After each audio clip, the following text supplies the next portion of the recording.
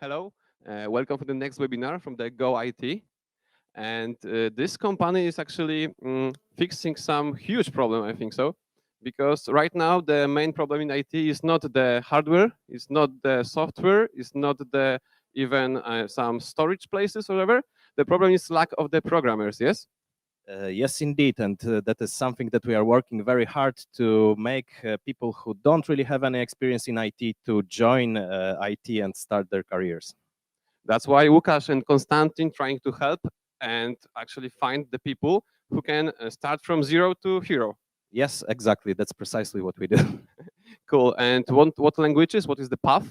The main language that we are specializing in is the MERN full stack technology. So it is JavaScript plus Mongo, Express, React, and Node.js. Whoa, that's huge. That's huge. That's cool. And today, Konstantin will be talking about. Yeah, Konstantin is our person who is responsible for starting GoIT in Ukraine over 8 years ago. He's a very experienced businessman that he would like to share with us some insight when it comes to business and IT in the times of war in Ukraine. Yeah, we are always happy when we can cooperate with the Ukraine. So, can we call in Konstantin on the? Sure. Okay, but we can hear them or not? Okay. So probably Konstantin, you can start. Okay. Hello, do you see my presentation? Yes? Yes. Great. So my name is Konstantin Magaletsky. I am originally from Ukraine, but based in Poland after the start of the war.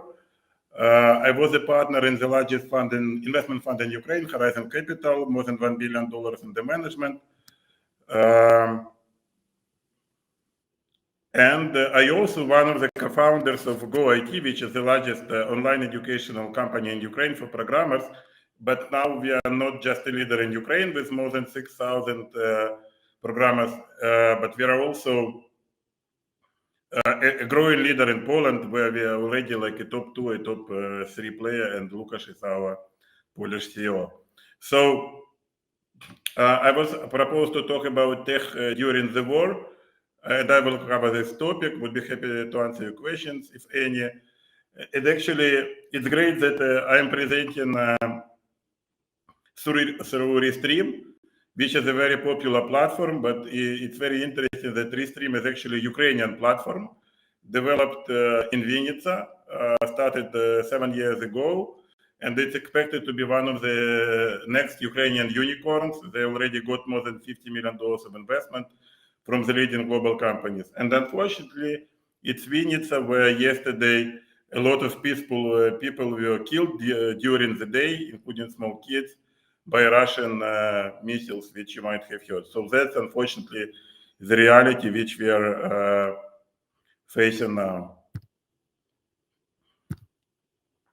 So as I said, yes, I'm presenting here as co-founder of GoIT and Łukasz is CEO.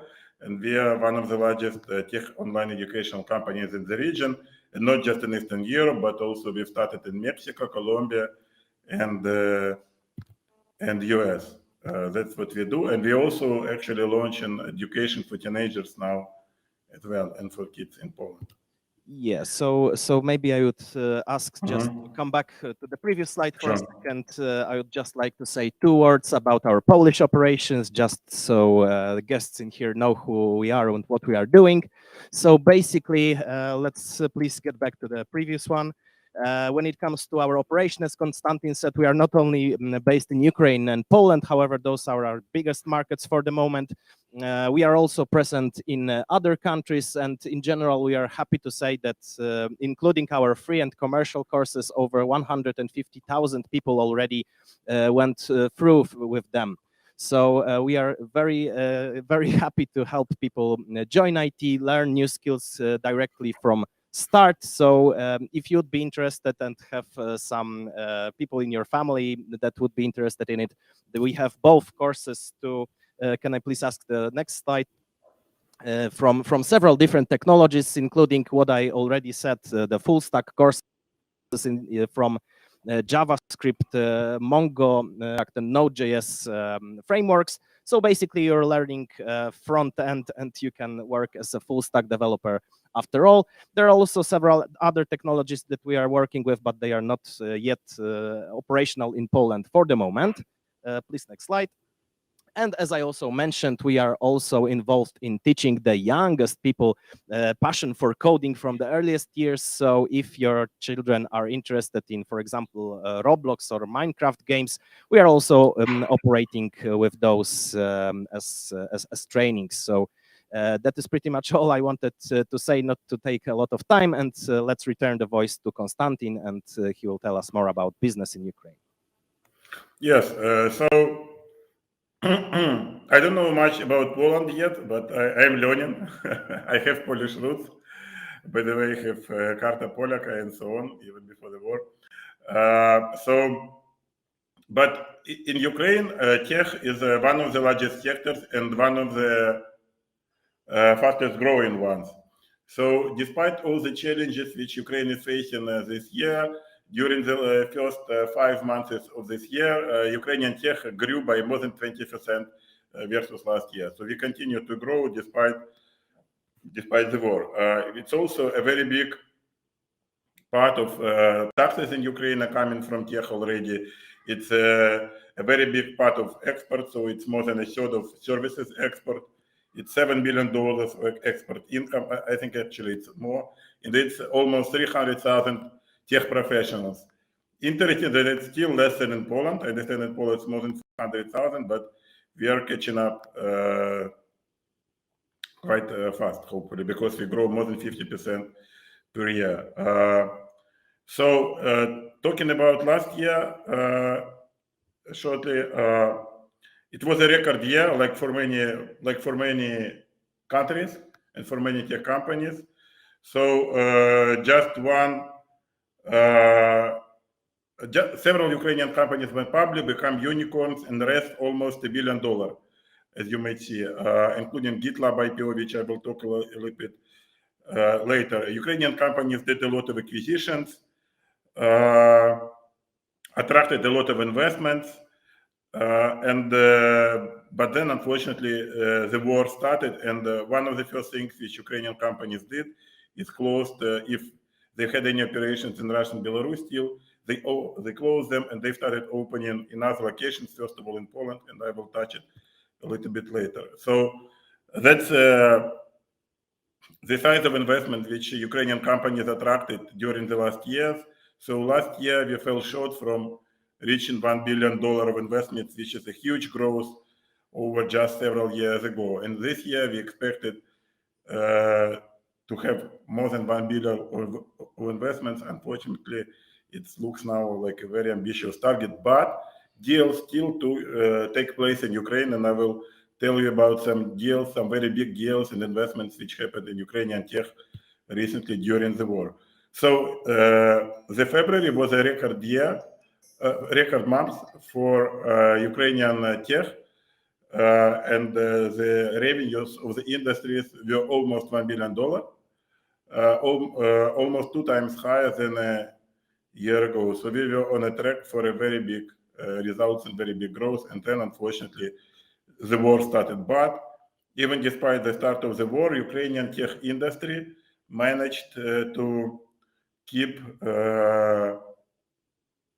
strong volumes, and basically no big clients were lost by Ukrainian companies, and the level of sales remained at the level of the previous year. And then it actually started even getting better since May and June.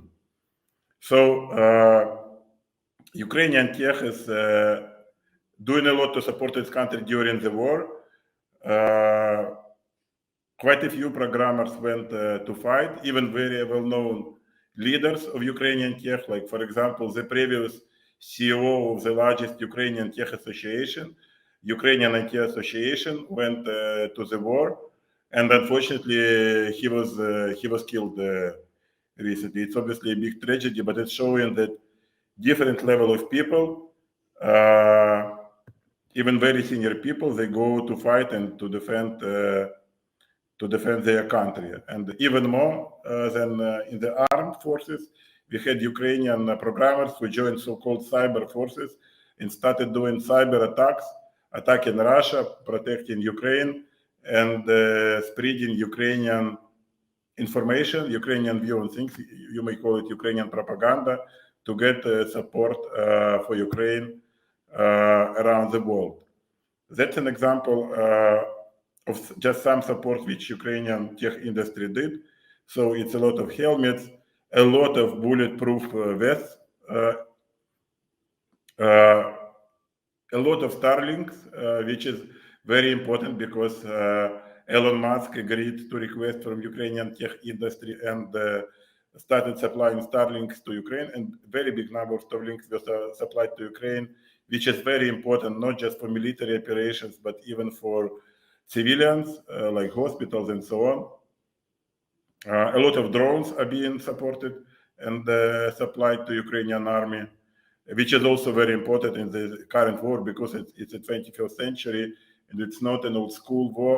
It's a war with modern technologies, drones and so on, and that's why tech support, IT support is especially important. That's the numbers of how the industry is doing. So basically, most of the company maintained most of their contracts and didn't lose their clients. Some clients were putting their contracts on hold and came back. So the industry continues to perform strongly, and it's very impressive.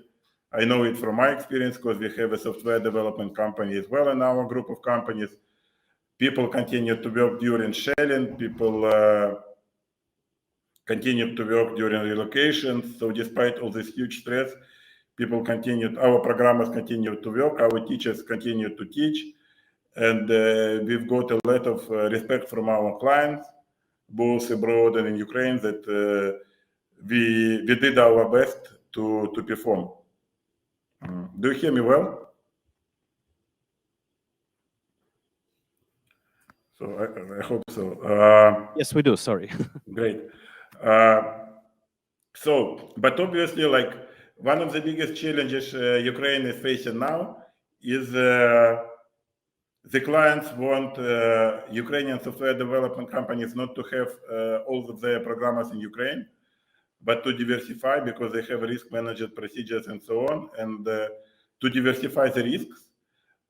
Ukrainian programmers are relocating to the extent it's possible to other countries and start hire programmers in other countries. And obviously, it's not a big surprise for you that in terms of relocated employees and so on, the numbers are quite high. And Poland is country number one for Ukrainians, first of all, because we are very grateful to Poland for the support during this war. I mean, I felt it myself and my family. And Poland is very open for Ukrainian business, and it's a great synergy. So just to give you some feeling, I don't know whether you know, but the largest Ukrainian software development company, SoftServe, which is from Lviv, it has more than 10,000 programmers just in Ukraine. So in my understanding, that's bigger than any Ukrainian, any Polish tech company. So Ukrainian software development companies are quite big. And they're able to create a lot of jobs in Poland, in other countries, so it would be very good synergies. Yes, Germany is a distant second in terms of relocation for Ukrainians, and Spain with Romania are number 3. In terms of opening new offices, again, Poland is by far a leader. And a lot of Ukrainian companies opened new offices. Here, I think the 21 is just, we are just starting. So I think the real number is much higher, especially it doesn't include small companies and so on. So we believe that that Polish tech will get an additional very big push and growth thanks to the Ukrainian companies opening offices here. And it's not just about bringing programmers to Poland or hiring programmers in Poland, but it's also about companies like, I mean, Restream could be one of the examples, when it's product companies which are bringing in new technologies, unique technologies to to Poland. One of these companies actually will mention shortly, which just became a unicorn, and they are opening the largest office outside of Ukraine, exactly in Poland. So I was actually surprised when I moved to Poland. I've heard about Allegro, which is a very big company with very big valuation. I've heard about InPost. It's not exactly a tech company, but still with some tech flavor. Obviously, I've heard great things about Polish gaming company and so on. So I was actually surprised that by some estimates, there is only one unicorn in Poland, depending how you look at it. So from this perspective, Ukrainians believe that they have actually more than 5 unicorns. So I will mention one of it shortly, but examples of such unicorns are, for example, Grammarly, which raised $200 million last year, and the valuation was more than $13 billion. The founders are from Ukraine, and most of the programmers are in Ukraine. People AI is another example. It became a unicorn last year and raised more than $100 million from the top-level investors such as Mubadala and so on. Also, you might have heard about Bitfury, GitLab, and so on. This slide is like just a month old. It is already outdated because this company, AirSlate,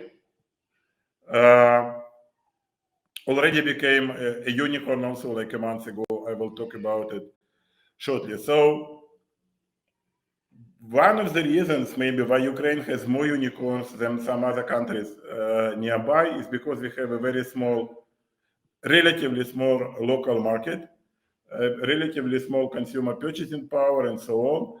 And the Ukrainian founders like Grammarly, for example, or PPI, they start the company, they get some traction, then they move to California, they raise the next round there, but they have their programmers in Ukraine. And then at some point, they become unicorns. So AirSlate, which I will talk about shortly in more detail, is actually also such an example. It has an office in Boston, but most of the programmers are in Kiev. I actually found where I used to be a partner was an early stage investor, so very successful investment for us. And AirSlate recently opened and expanded actively its office in Poland. So it's a great example how Poland can benefit from the cooperation with the Ukrainian tech. Preply, which also on a track to be a unicorn, also raised an investment recently. I will talk about it. And Restream, in the right corner, is the platform which your conference is using by coincidence for the presentation. It's not a very big coincidence because Restream is a very popular platform, as I've said, originally from Vinnytsia, but then after some rounds, the founders moved to US to develop this business further. Ajax is a great example of combination of tech and manufacturing. So it's very fast growing, and it actually also has an office in Poland and has ambitious plans for Poland, not just for selling its products here. It's a like 21st century security company. So it's security devices for homes and the businesses, but they have fantastic mobile application. They have very good AI, so they can see when there is no one home and there is some movement. They can see whether it's, say, an animal, a pet, like a cat or a dog, or it's like some bad guy came to your apartment or office. And they're growing very fast. It's interesting, actually, that you might have heard about Ring, Amazon device, which they acquired several years ago for more than $1 billion. It's like home cameras, and their largest development office was in Ukraine, and actually still is in Ukraine. So we have a culture of such tech and manufacturing combination. Yes, so GitLab, you might have heard about them. It's one of the largest Ukrainian tech companies.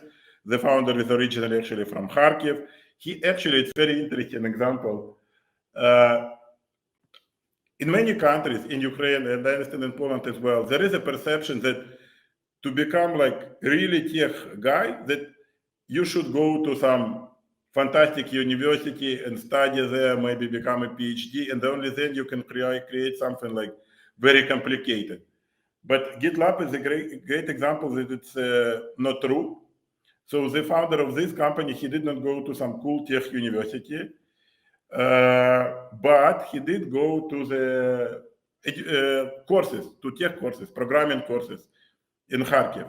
And despite that, he created very sophisticated company, very sophisticated product, very popular around the world among programmers. It's like GitHub.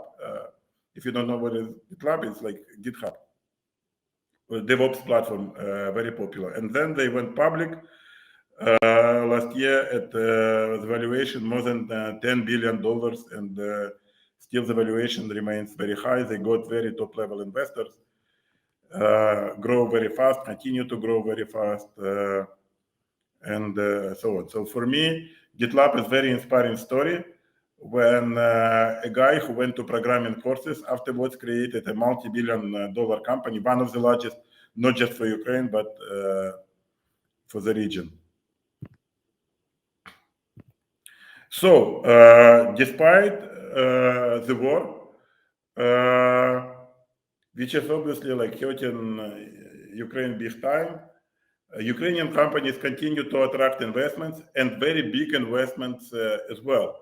So just recently, as 2 days ago, Preply announced $50 million investment. The valuation was not disclosed, but it's believed to be almost $500 million, so around $400–500 million.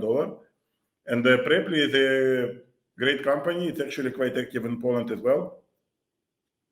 So it was started in Ukraine, but now they have 2 headquarters, Ukraine and Barcelona.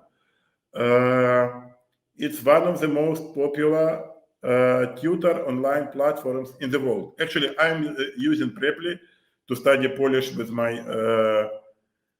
Polish tutor. So it's growing very fast, showing very good results. I have more than 10,000 tutors, I believe. All 3 founders are Ukrainian, and what's very important, they have all ventures as an investor, and all ventures is the #1 investment fund for EdTech, for educational companies. So they've got the coolest investor that the educational company could dream about. And they also have some Polish investors as well. What I can tell you in public is that it's one of Pracuj co-founders, for example, Mr. Pshenik. Yeah. So it's also a great example of collaboration between Ukrainian and Polish tech. Another example is AirSlate, a company which I mentioned. It used to be called PDF Filler. It's, as I mentioned, the fund where I used to be a partner is an investor there. So they attracted more than a $50 million investment recently. One of the investors is the largest Romanian tech company, by the way, UiPath. They're a venture fund. And the valuation is more than $1 billion. So what they do is that they help to work online with PDF files. They provide very different type of services and products as it comes to work with PDF. So they also attracted a very big investment of more than $1 billion, and it was announced already after the war. So it's a great example that Ukrainian companies are fighting hard and continue to work hard despite the challenges which Ukraine is facing. The last, what I would like to mention is that, as you might see at the bottom of this unicorn slide, is that I would not say the issue which Ukraine is facing, but the room for improvement and for further growth of Ukraine, what's the focus for Ukrainian Ministry of Digital is that still 90% of Ukrainian programmers, 90, more than 90%, are working in software development companies, basically in outsourcing. So that provides Ukraine with a lot of money, with a lot of jobs, hundreds of thousands of jobs. billions of dollars in revenues. All of these companies are profitable, growing very well, got top-level investors, and so on. However, obviously, we understand that it's product companies with unique technologies which can bring much more money, much better sophisticated products, and so on and so forth. Yes. So the focus of Ukrainian tech now is that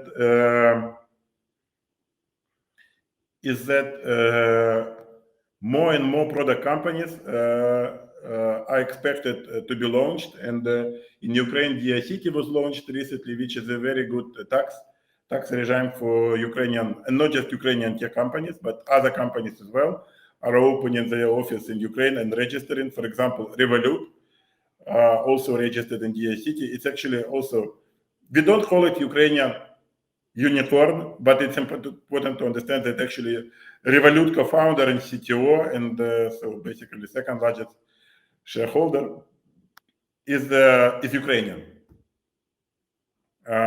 But Revolut is based in London, so we usually don't count it as Ukrainian tech company, but actually they have a very big office in Ukraine as well. So actually the unicorns with Ukrainian roots, there are many more of them, which I mentioned. Like, for example, the founder of WhatsApp, Jan Kum, was born in Ukraine, went to school here, and so on, before he relocated to US. The founder of PayPal, Max Levchin, was born in Ukraine, went to school here, and then he relocated to US. So we have a lot of talent, and we hope that there will be a lot of cooperation between Ukrainian and Polish tech. That's it from my side. Thank you. Okay, thank you very much, Konstantin. So to sum up our short presentation, there is of course a big tragedy in the background, which is war. However, as you can see, even in the times of war, the IT is still working, and it's still very important for keeping the politics and the general economy up in our neighbor's country. And of course, there is also a ray of sunlight coming through the dense clouds that we were talking about. The business is still rolling, it is still going well. And there is, of course, now new possibilities opening for cooperations between Poland and Ukraine. So if you have any more questions, if you have any questions for me or Konstantin, we are here for you for this moment. If you would like to reach out for us, there is some contact info for me.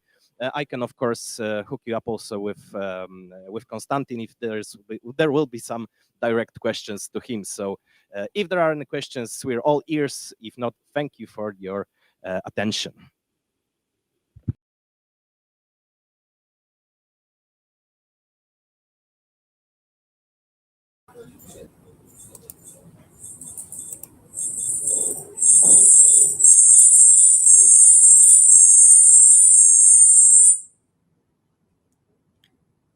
I think we're clear with feedback. Hello, everybody. Is just to double check, can you hear me okay? Coming through? Awesome.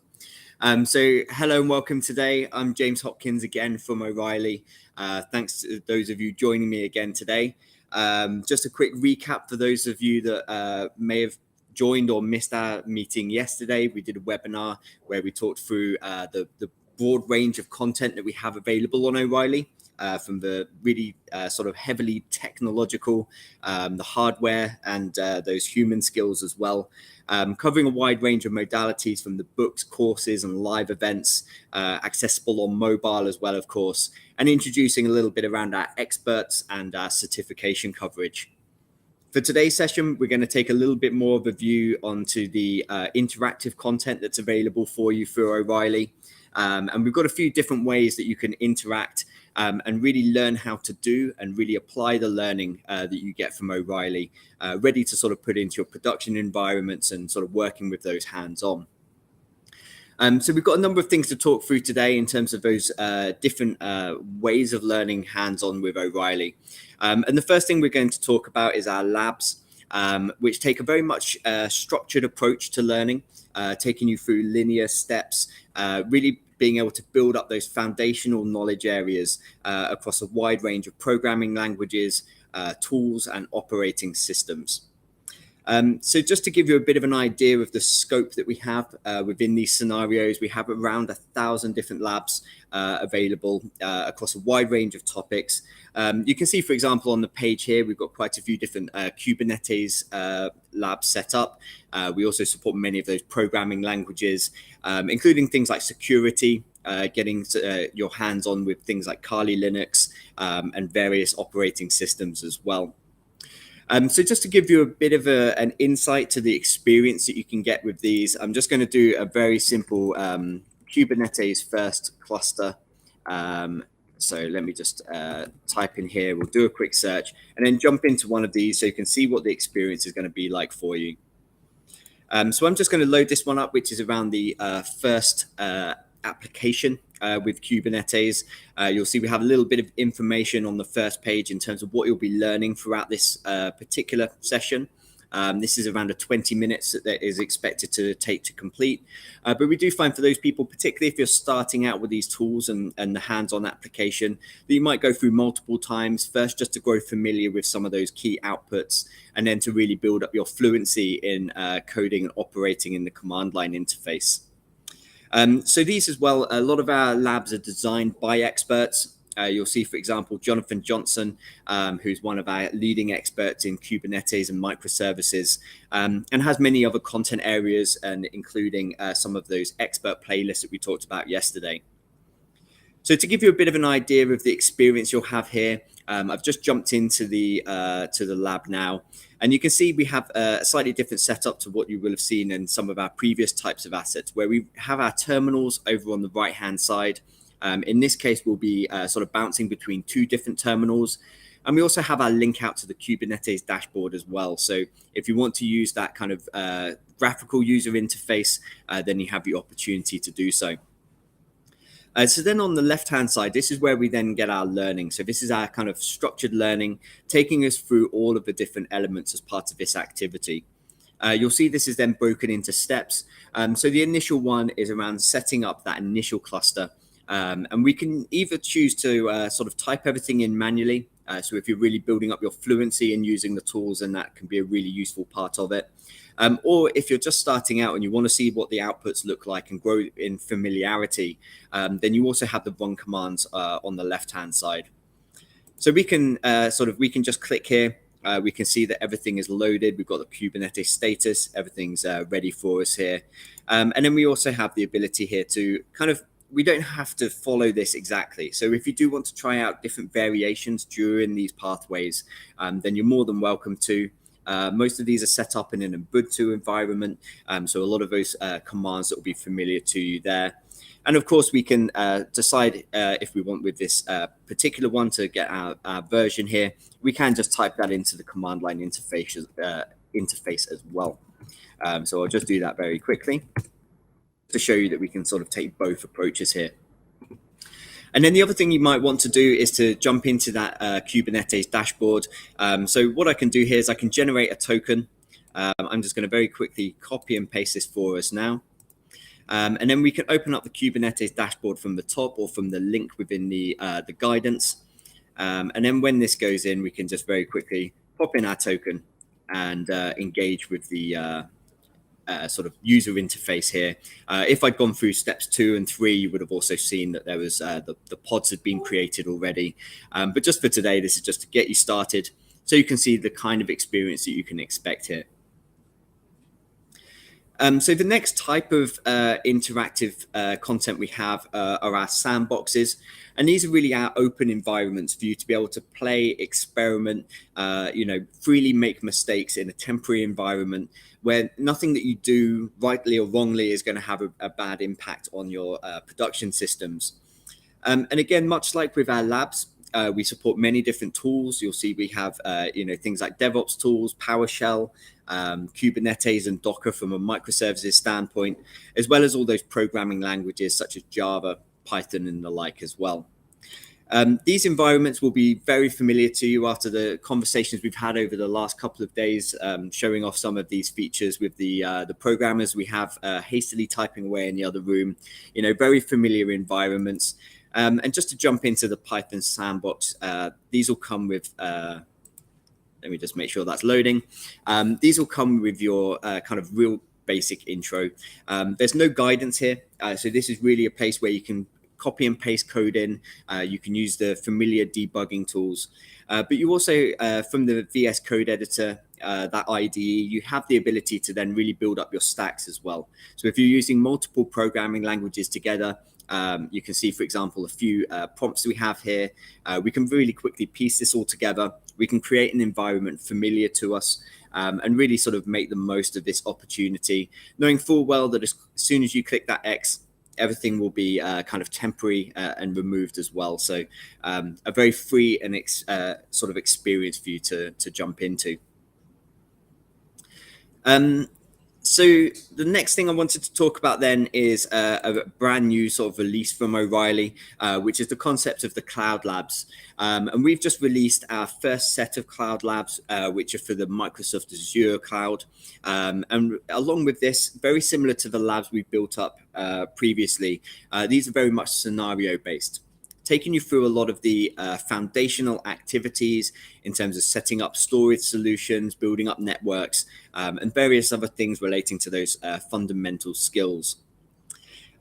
These, again, we take the approach of giving you access not only to that command line interface, but also being able to log in directly into the Azure portal.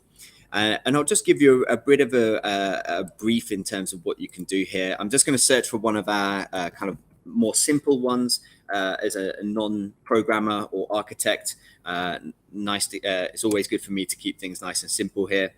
And this is just around uploading a file to an Azure storage blob.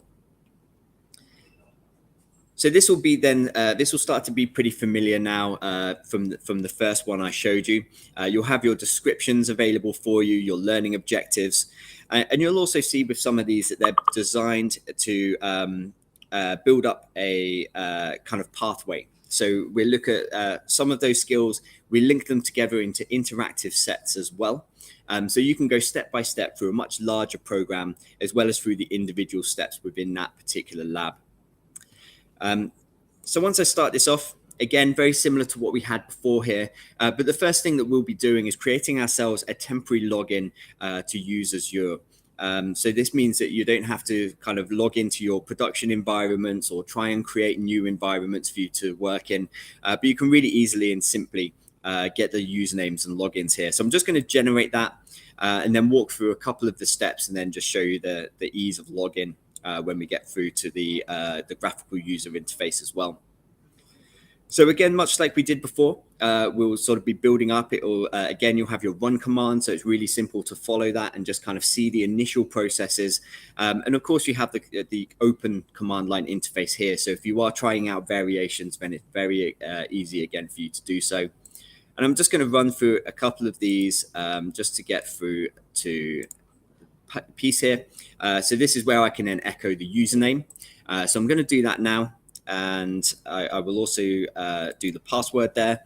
And just because I have the screen share bit, I'll just have to try and scoot those down so I can see them on the screen. But what I can do here is I can then copy this username, and I'm just logged in. So this was just logging in directly to the Azure portal.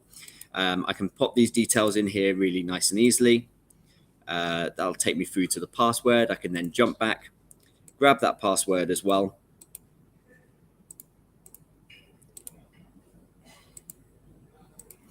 And then once we've done that, we'll be, okay, I've clearly had this open for a little bit too long. Let me just refresh that. Let's see if I can do this really quickly. Otherwise, we'll leave this for a moment. I've obviously made a mistake somewhere in I probably copied a space or something along those lines.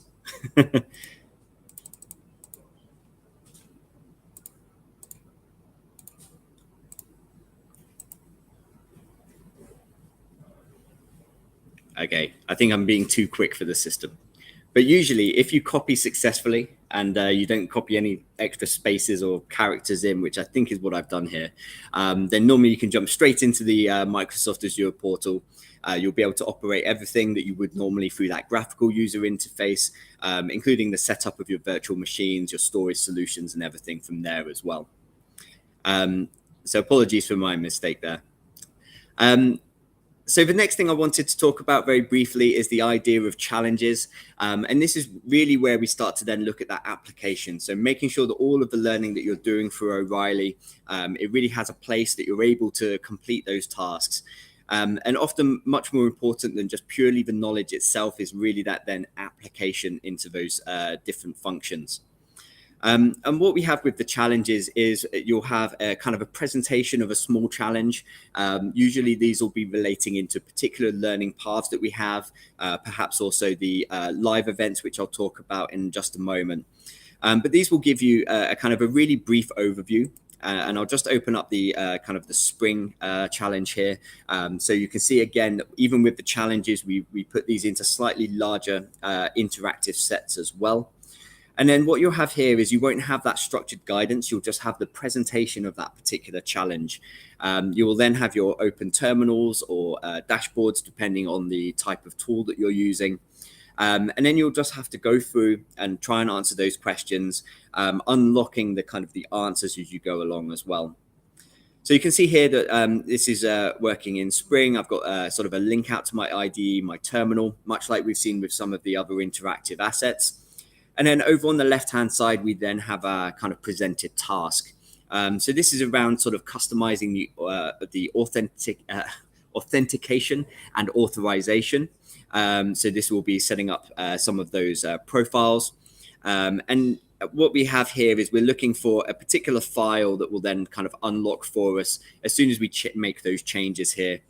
I am not a Spring coder, if that is even the right term. So I don't really stand much of a chance of completing this challenge. But hopefully for those of you that spent time learning through O'Reilly, you may even want to do this with an extra tab open to take a look and search for some answers that we looked at yesterday, for example. But if you are struggling, then we also have our hint options here. So this is looking at a particular file that I need in the IDE tab. So that gives me a little bit of an indication of where I can start going in order to complete this particular challenge. So I'd say, given the people in the building, I'm probably the least qualified to actually go through this. But hopefully for those of you taking a look at this, that makes a lot of sense and you can continue on much better than I could. So the last thing that I wanted to talk about in terms of the interactive content is the integration of interactive content within live training sessions. So for example, we've got this session here, which is hands-on Kubernetes deployment in 3 weeks, 3 separate sessions. The instructor, Sander van Voot, very well known within sort of Linux operating systems, will be sort of taking you through the learning associated with this in those weekly sessions, but also giving you then the ability to jump into some of our interactive labs and sandboxes to complete tasks as you go. And really the benefit of this is you get a kind of a much more live type of experience. You'll be able to get your hands on with the content that you're learning throughout those sessions. And because you have the instructor right there with the questions and answers available with the instructor, it means that if you do come across any challenges while you're working through those, you can immediately ask questions with Sander in this case, and really get that immediate feedback that you would expect from that kind of live event. So the live events, many of these kind of foundational ones will include those interactive. We're including it more and more within our live approach. And even with some of them, I know previous ones that we've run, I've tried to attend a few on Kubernetes myself. We'll even include the challenges in between those sessions as well. So it gives you a chance to go away, really try and apply that learning in between the sessions. And then still you have that opportunity to ask those questions, really clarify things, make sure that you're getting it right. So I think with kind of all of these things together, from the scenarios, being able to pick up foundational topics, being able to then, as you grow in expertise, utilize the sandbox type labs, and then also have that interaction with experts. It gives you a real end-to-end experience of being able to apply learning and not just have the knowledge, but be able to really do it in your work. So that was a little bit quicker than I expected, but what I wanted to do just with the last few minutes today is just to introduce some new elements that we're working on at O'Reilly and that we're developing in the future to help you out as well. The first one of those is the concept of workbooks. So both of the next two features are currently in beta at the moment that we're really working on developing.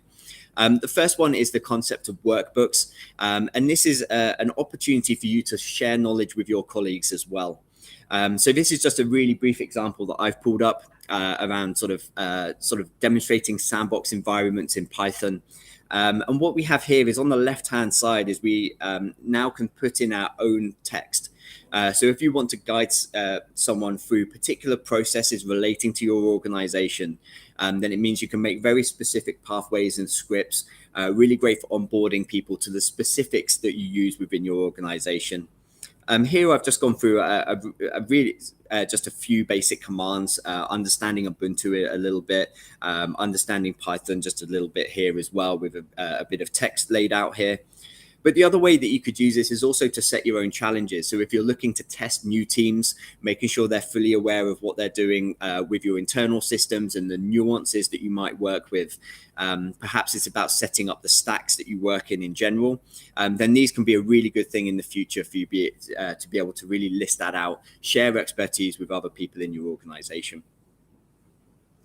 And then the last one is a concept of interactive inside. And again, after speaking with people today, in sort of live face-to-face from our stand just outside, realize this is what a lot of people do when they're learning through the O'Reilly books, is you'll have an environment where you've got your books open, you'll be reading through, looking at some of that code, but then you'll also have your development environments, maybe your sandboxes, for example, open maybe in a different screen. So what we've decided to do with Interactive Inside is to really combine those. Initially within the beta, we're looking at things like our cookbooks where you've got a lot of code listed out for people. And these will give you that very similar sort of experience where you've got your book reader open on the left-hand side rather than being in the full window. And then on the right-hand side, you then have your development environments. So this gives you obviously a great opportunity on one screen to really go through. You can obviously copy and paste text across from the book itself into your terminal. And then if you're working in a production environment at the same time, then if you do have that second screen, you kind of have an intermediary space to make sure that you understand fully how things work before you then go and apply it. So this is something in beta at the moment, something we really want to kind of expand on over time. At the moment, we just have the 6 different books there, various different programming languages to sort of get you started. But again, these are both features in beta at the moment, but just to give you a bit of an idea on where we're going with interactive learning. And the other thing as well is if I jump back to the homepage for a moment, is we're looking to really build out and continue building on the cloud labs that we have. So at the moment, we have our Azure labs that are available. We have around 70 different scenarios available within that. Later on in the year, we will be working on our AWS in a similar format. And then just towards the end of the year as well, our Google Cloud Platform as well. So it will give you a really wide range. And I think one of the key points with the cloud labs as well is they won't be limited in any way. So you'll be able to access them as many times as you want. I think the timeout for the temporary environments is around an hour. So plenty of time to work through the scenarios we have, but also giving you a bit of scope to sandbox within that as well. Again, we're not sort of scripting what you do. We're just providing that scripted guidance to help you and give you that free flexibility to really try things out and experiment within the environment as well.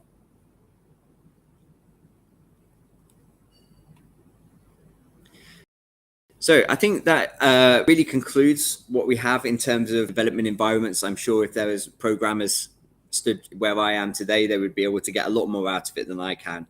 But hopefully sets you up with all of that knowledge to be able to jump in, test things out and experiment as well. So I think in that case, I don't know if there's any questions from anyone in the room, and then I'll do a quick stop sharing and see if there's any questions in the chat as well. But yeah, any comments or feedback at all? Yeah, sure. Are these interactive scenarios also available on our mobile phones or tablets, or we can only access it via our computers, laptops? Good question. So this is probably the only asset type that we have which you can't access on the mobile, due to the nature of the environments and the sort of the coding setup. These ones are purely for desktop access. So thanks for the question there. I understand. I just wanted to ask. Great, thanks. Amazing. So in that case, let me just stop sharing briefly and see if there's any questions that have come into the chat at all. Okay, and it looks like we're clear at this stage. So in that case then, thanks very much for joining me on this session today. Great to be able to recap O'Reilly with you yesterday and then take more of an in-depth session today. So thank you very much, and have a great rest of your day. Thanks.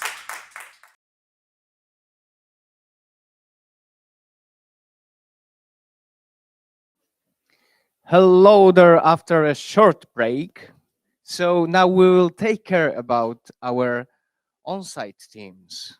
The first team to present is super great team, and they will be presenting their solution for Commerzbank Challenge. Okay, hello everyone. We would like to face some we try to solve some issues, which is the pollution, traffic jams, and also with the traffic and these parking spaces are reducing the green spaces in the cities. So we are thinking how we can face this and make it better. And the first and most obvious solution is to use the public transport. But in the moment, if everyone will change to the public transport, it might look like this, and we don't want it because it won't be very nice to use. And to prevent that, we want to encourage people to use the bikes as a mean of transportation. And we know that people are a bit lazy and not always want to move. So we are looking for a way to encourage them to start biking, and we figure out the best and easiest way would be monetizing the activity. So our app would count the kilometers you ride on your bicycle, and for each kilometer you will earn 1 point, and those points could be exchanged later for bus tickets. Also, we would like to even more encourage people to use the app and to take a ride. There will be some extra challenges where you could get extra points. Also, there will be some data, some feel-good effect. We can see how good you are going, so how much money you saved, how much pollution you reduced. Also, there will be the ranking, where you can see how are you doing in comparison to other people. And we were thinking about that the best riders, they could also be awarded, so the people are incentivized even more. For example, the top best riders could get some extra points. Also, you can check your history of your rides and how you are doing in comparatively like in a month or last week. And the most important feature for our app is the ticket. When you can get ticket for now it will be Łódź, but in the future it could be expanded to other cities. And it's why we choose the points. So every city can make their own exchange rate. So each point can be changed for different price. And why the cities should cooperate with us and give those tickets to the public? First and most is the promotion of the public transport. you will get less pollution because people would stop using their cars. And also we can provide data and statistic to better plan the public transportation in the future, because we will know how people move, when and where. And also to prevent abuse and some cheating with the data, we would check the speed and location. So if someone is going too fast, we can assume that he's going to by car. And we are also thinking about limiting the number of points you can earn per day for around 100, because we think is the amount you can ride on the bike by day. And now Kuba will say a little bit back about the technicalities. Yeah, so we have a prototype, and unfortunately, as reality is usually, it's a little bit disappointing right now. But we couldn't let our designers do all the job, so we tried really hard to make at least an example of how it would look like. So what we see here is that we can start a trip, and now the front end is actually feeding the API backend data with GPS points, and we are calculating based on that points how many kilometers this one trip was actually, and we award points for that. And here we can buy spend those points to buy the tickets. Right now, actually, the backend is really working quite well. We are, well, of course, the data points are well mocked, and there are really GPS points, but we are not gathering the location data for now because it's just an example. And the tickets are also just an images right now. We would need City to provide us with some kind of APIs to actually generate the valid ticket for a ride. So yeah, we have something working. It's a proof of concept that it can be done in quite a short time, and the logic behind it is, and the algorithms, they are not so really hard. So yeah, that's all basically. Thank you. Thank you. Questions from the experts? Anyone with the question? So thank you for presentation. First question, as I understand, you would like to track people, yes?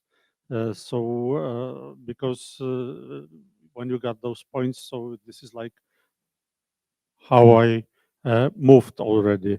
How it is with how you will need how to say people to commit to that, yeah, that they can be tracked.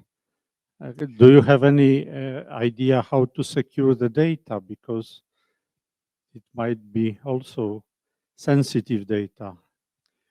Well, yeah, it's as all personal data, it's quite sensitive, and well, I guess there are some. Usually, all the companies secure their data in every way possible. We didn't think about concrete implementation of the security. We'll probably use some cloud solution that may be already protected by many mechanisms that much smarter people than us already developed, like Google, for example. Yeah, but yeah, this is the sensitive, we have very sensitive data, so we most definitely will need to secure it in any way possible. Yeah. Okay.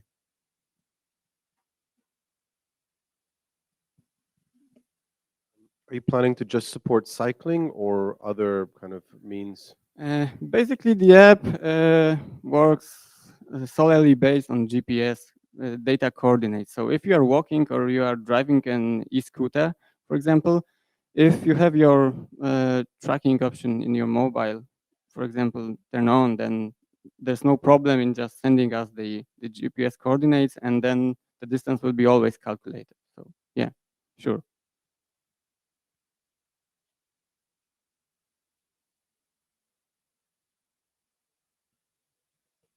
I am not in the jury, but I will ask one question. Then how would you like to avoid people cheating? Because if you are based on GPS, then I can just get into my car and cheat you. Yeah, so basically, as my colleague mentioned, we were thinking about at least checking a speed of travel, because usually if people are cycling, they cannot do 50 kilometers per hour speed, maybe with electric bike, but maybe like 40, something like that. Yeah. So we would like to check for some kind of speed anomalies, but at the same time we would like to limit the daily points you can get to 100. So at least maybe those cheaters won't amass such a huge amount of points. Okay. Any other questions from our experts?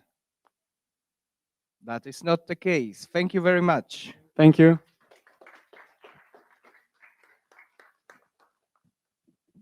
Okay, so the next team would be M team, and again that is a Commerzbank challenge. So let them few minutes for a setup, and they asked for 2 microphones because they want to cooperate during the presentation. So first I will give them 2 mics, and then we'll pass one of them to our experts for the questions.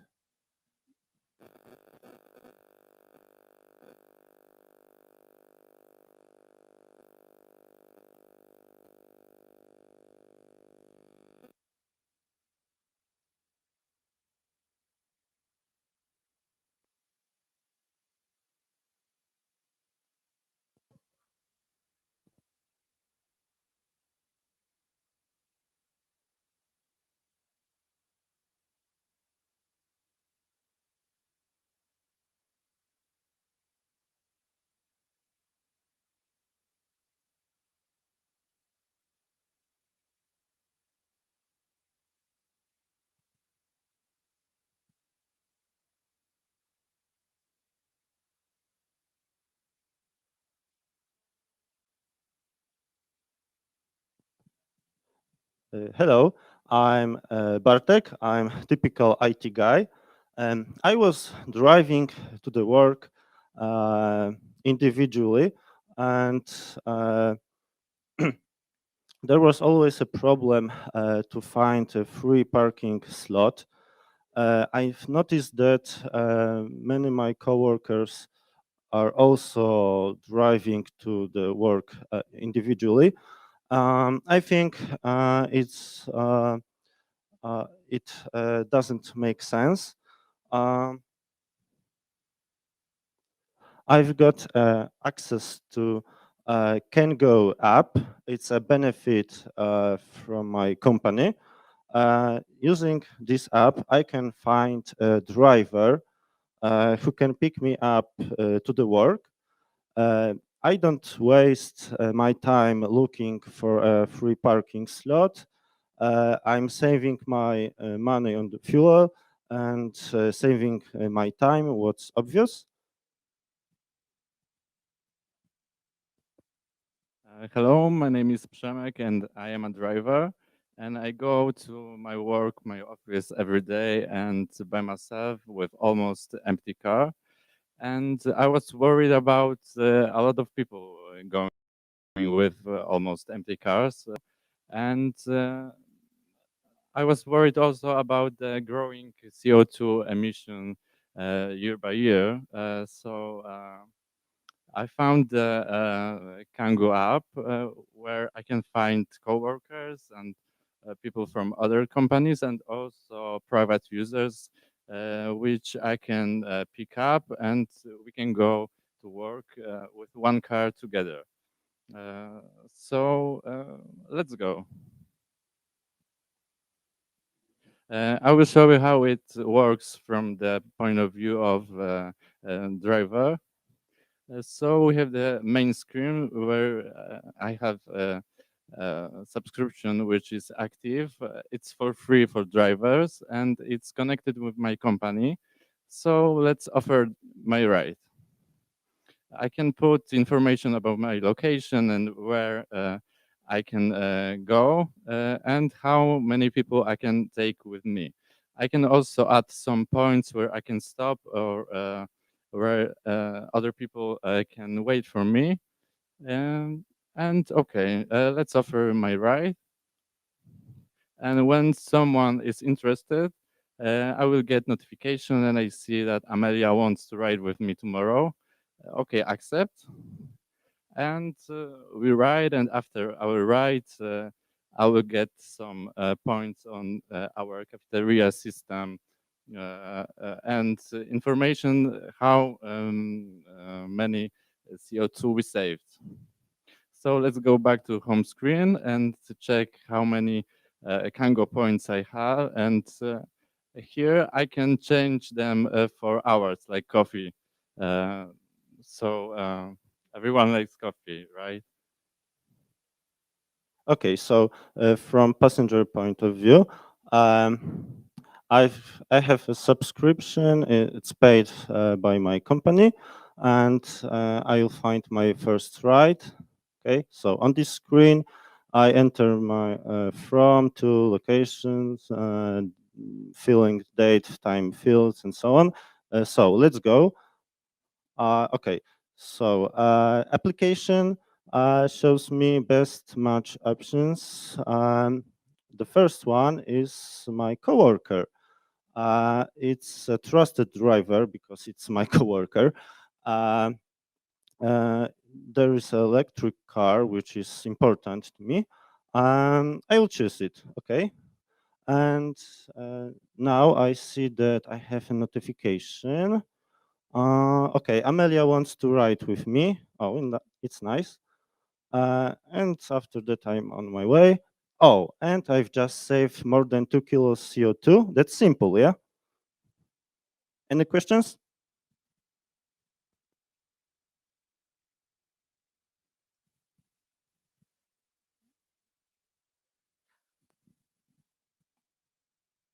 Hi, thank you very much for the presentation. I just have one question because, of course, as a commerce bank, we care about our employee safety. And I know that you showed a verified driver, but what about the unverified drivers? This is the benefit from commerce bank. So let's say, how would you like to verify the unverified drivers? There can be always a rank that users can comment they rights. For example, like other solutions. I'm not sure that it's the answer. Well, I think one of the ways we can verify drivers is, for example, look at the drivers from other companies, because the companies, by giving the drivers their licenses, vote for their employees.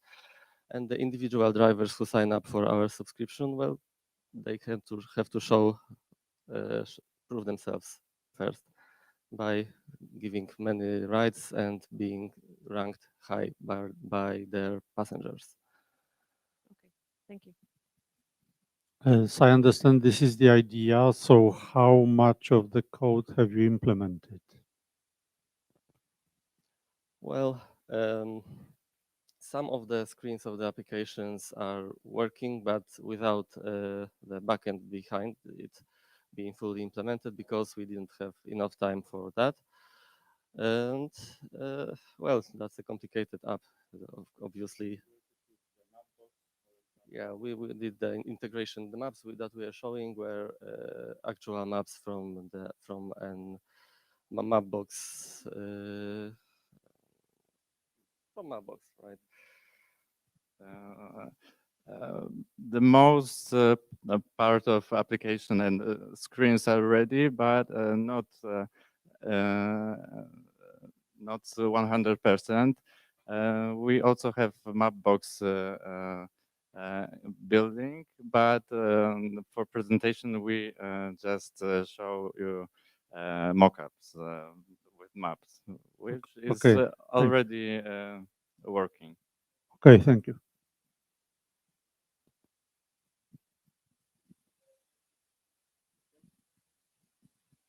Okay, I think that these are all the questions from our experts. Okay, so that was Commerzbank Challenge. The next one is O'Reilly Challenge, and we have Mods Vena team. Let them come to here. Yeah, I see them coming. I see them coming.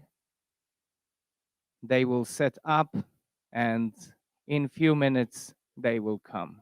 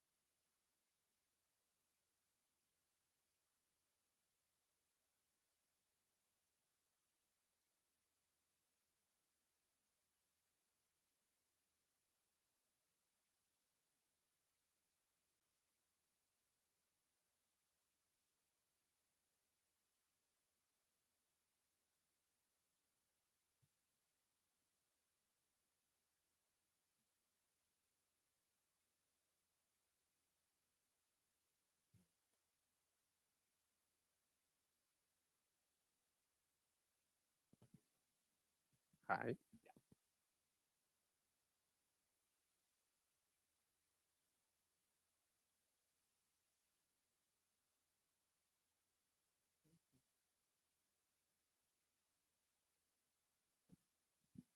Okay, hello. Okay, thank you. So hello, we are Modzvena team, and we consist of people from IT and also outside of the team. That's why it was natural for us to choose the O'Reilly challenge, which is actually helping people to change their jobs. And uh, as you already know, there are around 60,000 specialists missing from the market, and because of the technology is developing so fast. Actually, this data is from Poland, but there is a huge demand of IT specialists, and also due to the work situation, many things are going on the world, and people want to change the industry also to IT, to improve themselves, to change their lives. That's why we thought that we will help them with the make the change simpler. And that's why we thought that it would be a good thing to first know them, know their personality, because in the world of IT, there are people needed from different with different personalities, and we would like to help to adjust their personalities to the jobs they would like to that they can preferably choose. Okay, and we will show you how what we propose. So we can go now to the application and what we have done now. And here I can Raul continue. will take Yes. part. Hello. Well, we have, as Michal has mentioned it, we have switched from the perspective about our skills to personality. So we have created a couple of forms about some personality skills. So, for example, you regularly make new friends or not. So we do it with for you as a personality, and for roles. So we can create, for example, a random name here, random email, example, took some values for all of those questions. This is what, and just send here. So we can see here, let's make it bigger, that we can rate our skills or personality to different roles. So it's this approach is just to show and connect O'Reilly to the different skills needed to to take all of these roles from our personality and not from our skill. So this is quite good for new people, newcomers coming to the job market, to if you want to also to switch from one to other position. So this is mainly our development. It is really working. It's working with containers and with Python. So maybe we can continue with the presentation. Okay, and So, here you see the design, what we would like to achieve, and this is only, yeah, it's a design that... This is our future design, or how we think about it. So we are creating an algorithm about distances between who we are and the different roles. We receive some personal data and the personality test. We receive, we are calculate all the information here, and we connect. We are pretending to connect to the O'Reilly API resources to get all the data here. We also can connect all this data, all the requirements from different roles, from some job portals, and this is what we think we should do in the future. Please continue. Yes, okay. And also, because this is mainly backend and what we have technically done, we have a prototype of the future design, and this will... we can see the simple mockup of this app, and if we click the send button, we can step by step in each screen. We don't have time to present this. I choose this. Next. Yes. Go. I get the first job and send the data to my mail. Okay, so that's basically it what we have prepared, and yes, and I'm waiting for questions. Yeah. What? Microservice. Okay, thank you, guys. Thank you for presentation. I'm just wondering, because you put a lot of attention to understanding people's personality, and I really like it, as you know, someone who studied psychology. But my question is, could you imagine a team of IT professionals with exactly the same personality skills in the team? So I'm saying that there is no diversity in the team. So let's imagine that there is a Scrum team of 6 developers, and each of them have exactly the same personality profile.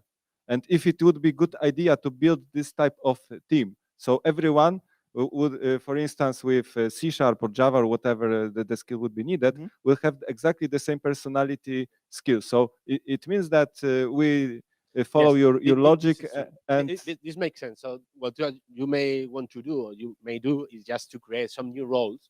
For example, just maybe you have one lead developer, for example, to be more open, or you can make the setup about the different roles. So this is the point. Now what we are doing is just calculating something.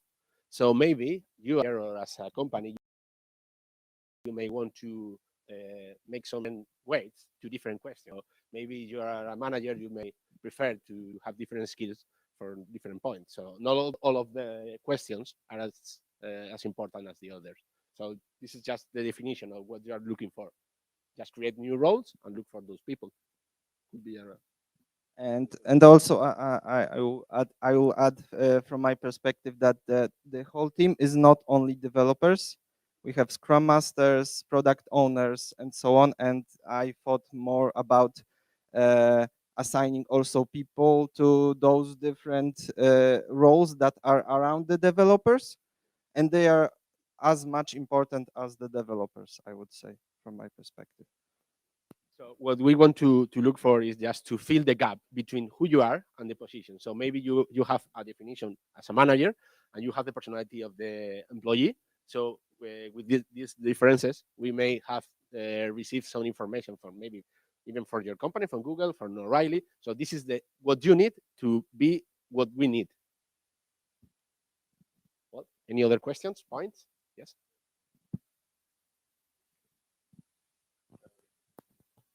So because your algorithm is also suggesting you jobs from employers and courses from O'Reilly, do you think you need more inputs into that algorithm than personality? Because, for example, an employer may want to see experience or skills.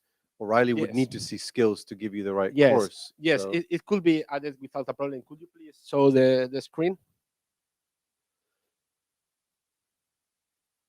And no, the app. Yes, yes. Well, what I'm doing just, right now is just comparing your. Look, here are every question, every point has a name. For example, friends is the first question. So what we are doing is just comparing. It's such as similar to an inner join. So if you are going to add new skill or new features, is just you only need to be adding, because this is not a table, just comparing one by one. But if you need you add some new questions, new points. For example, are you able to are you willing to be relocated or not? Could be added, so it's not a problem, because it is not using a relational database. What I am thinking about is just to create a NoSQL database to continue the project. Any other question? So from our team, we would like to say thank you very much for all the organization, all the team, especially to our manager from Commerzbank and to the rest of the team. So thank you very much, and to the other participants. So thank you and bye. See you.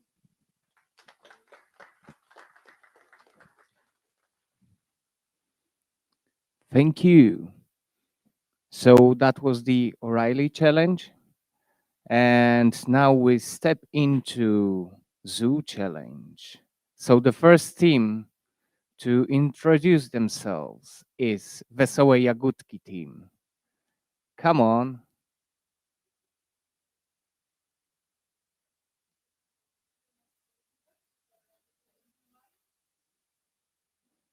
They are setting up.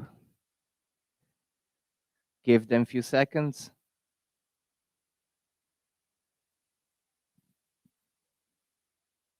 How many mics you need? 1, 2?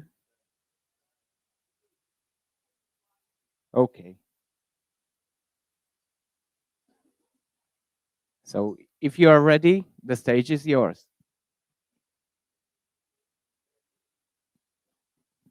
Thank you. So we are the Wesołe Jagódki team, and today we would like to show you our zoo challenge, which is Orientarium app, which we prepared for you. And what's important, we need to remember that we are not only one on the earth. We need to remember that we need to cooperate with other wildlife, and that's what we prepared for today. We wanted to show you that we can compare the business and something more important, which is education. So we want to present you our application that compare both of it. Maybe it's too loud, but I can still talk to you. And our application compare both of it. So we have quests that can educate you, and you can earn points that can make you download this application, because no one wants to download the application only for educate. Be sure about it. So we prepared a whole application for Orientarium with some functionalities that are important for people. So every time when someone will want to come here, they will download this. So we will be sure in the future that they can use our special functionalities that can also educate them in the future, also about the threats that are important, like with the palm oil and orangutans, which I remember now. And of course, not this. We want to switch a little. Of course, we started from the UX and UI work, but it's only a little part of our work. Of course, we want to show it to you because it's well done. I think it's a complete prototype that is working.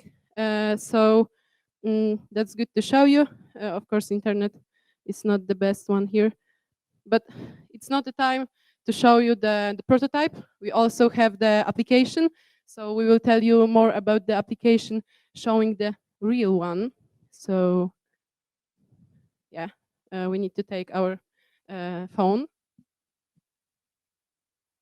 Okay, so in our application we have most of the screens that you would see on the prototype. I would not create a new user, I just log in on the one that we previously created. Yeah. Okay, so these news are hard-coded for now. We didn't have time to create any database with it. Of course, it would be fetched with some API from the zoo, for example. We have screens with tickets where we would buy some for the zoo, and of course we would then keep them on our phone. We have a map with the zoo. We have some informations about it, and the main feature is an application, which is the main feature of the application is a game, and this game allows us to gather some points for finding, for example, flowers or animals. And I will show you that we are looking for now for a tulipan, and that's obviously not a tulipan, but we will see if we get some points for that. Yeah, so we trained our own model for recognition of the flowers, and we essentially took a very large pre-trained model, and we fine-tuned it on the data set of 400 different flower species, and we deployed it to a Flask server. And here it is.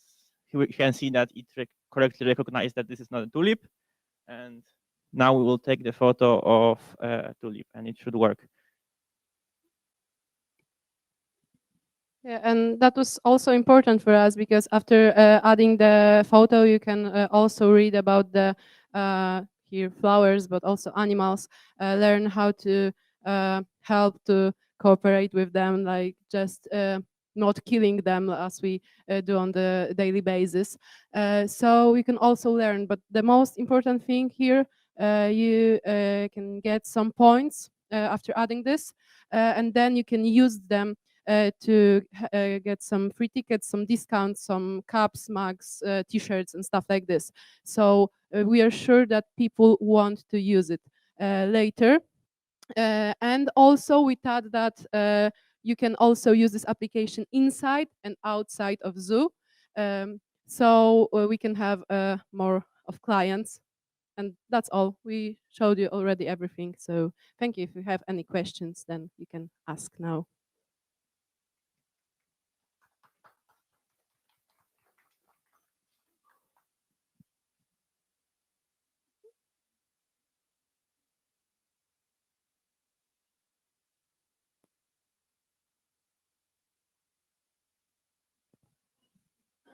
Okay, that's much more better than yesterday. First of all, I really like the web that you can get tickets, that you've got the map. You showed the part. You said something about you can do some quizzes about something like this to earn these points, but yes, you've got this part ready or not yet? No, it's not yet. We didn't have enough time to add it, but also, no, I can show you. But on the main application, it's not working. But on the prototype, we added some, but not added the quiz one. So we were having struggles with data sets to to make it right. But of course, still ready to implement the another page. And I know that my time was done, but we also thought about prepare some eye tracking to it. And after that, we have also 6 hours to make our user interface better. So right now we are sure that it's not, it don't have a lot of hard to understand stuff on the interface.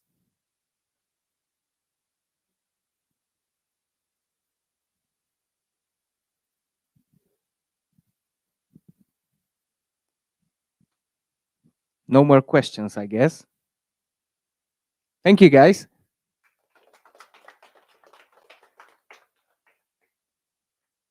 It's really nice to see improvement from yesterday.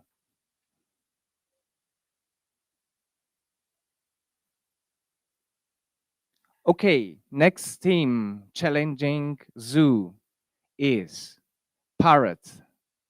Are you there, guys? Yeah, you there.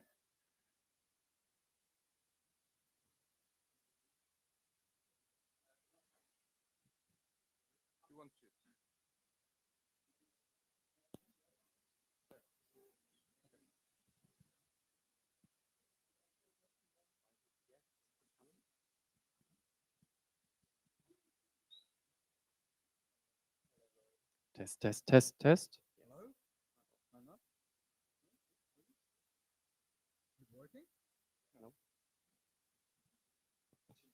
Now it's working. Well, hello everyone. So we need your attention, and please pay attention to this picture because this is actually very sad. Imagine the following. You are a family and you go to the zoo, which is a great experience. You do that once every few years. Your children, you have 3 or 4 of them, are really looking forward to seeing the elephants. I mean, it's, as far as I know, the biggest elephant in Europe here, right? So really an attraction. You come to the cage and then you see, where's the elephant? And you can imagine what 3 little children will do. They will cry, where is the elephant? I want to see the elephant. When is it there? And we want to answer exactly that question with Papuk AI. Our slogan is see animals and not empty cages. And we want to present you in the following 3 minutes what Papuk AI is able to do. So how does it actually work? What we propose is the following. Installing very simple outdoor cameras into the cages. Of course, in a position where you cannot see the visitors for privacy concerns, but only the positions where you would probably see the animals. This data that we collect there is then sent to we propose a cloud solution, which is working, processing the data with a machine learning model, a very basic image processing model that can analyze whether there is an animal in this spot or not. And of course, we can also distinguish between over 400 different species of animals, which is of course important for a zoo, which has so many species as this one. And we can really say, is the elephant in its cage or is it not? So in this case, the elephant, as we see in the cage, the monkey is there. So it's a green sign. Let's go on. What can we do with the information? Well, we could display it in the zoo, like monitors everywhere, and we could just use the map that we have and show which animals are available. But if you put your hand on your pocket, you will realize that you all have a monitor already, which is your smartphone, and therefore we propose the following. So our idea was, of course, you could put displays all over the zoo, but as Christopher said, you have a smartphone in your pocket, so why not use that? So our idea was to create a web app, which you could, of course, also translate into a real mobile app. First of all, a web app, which allows you to be able to see that anywhere in the zoo. So for instance, here we have the Indian elephant, and as you can see, it's not in its cage. So you have all the different animals, and you can, of course, it's interactive. So I would like you guys to take out your smartphones and scan this QR code if you want to try it out yourself. Okay, I can see a few people don't want to do that. So for those people, we have also, of course, prepared some slides. So if you would click on the Indian elephant, which the people who don't have their smartphones out can do, you will see a little Well, a short description, a longer description, and some general information about the elephant and its feeding time, which is where there's a very high chance that the elephant is to be seen. And our biggest selling point is at the bottom. It's notify me. So as soon as you click that slider, you will get a notification, whichever form you like. A push notification, for example, as soon as the animal is visible for the visitors. So you can see, okay, the whatever tiger maybe is there now. I will go to there with my kids. But you have a push notification. Now what? And now, all in the audience, another moment of attention. What is coming now? Well, the happy end, of course.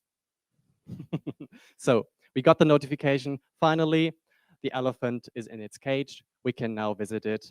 And yeah, that's the happy end for all families visiting the zoo in Lodz. Thank you very much. And we would ask our team members to come to the stage.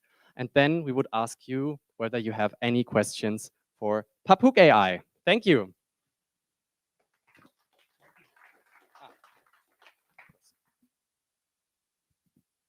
So what do you need to get it working? I mean, in the zoo. To get what exactly working? The web app? So the backend works. Mobile application. Web developers. Okay. Yeah, so you need to have the infrastructure for the cameras. You need to have the processing power to like actually extract something out of that, which you could do in the cloud. And you need developers who can develop the app. Okay. Maybe just one comment on the machine learning part, which is actually, I can tell you, less than 20 lines of code if you use pre-trained models from TensorFlow, which is very famous. So you don't need real data scientists, which can be quite expensive. Normal developers are really enough.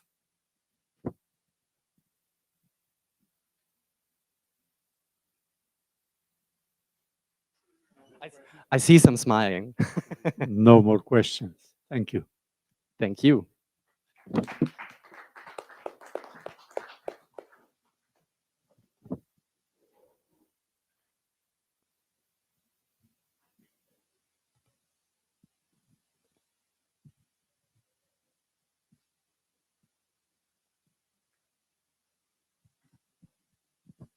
Okay, thank you guys, thank you.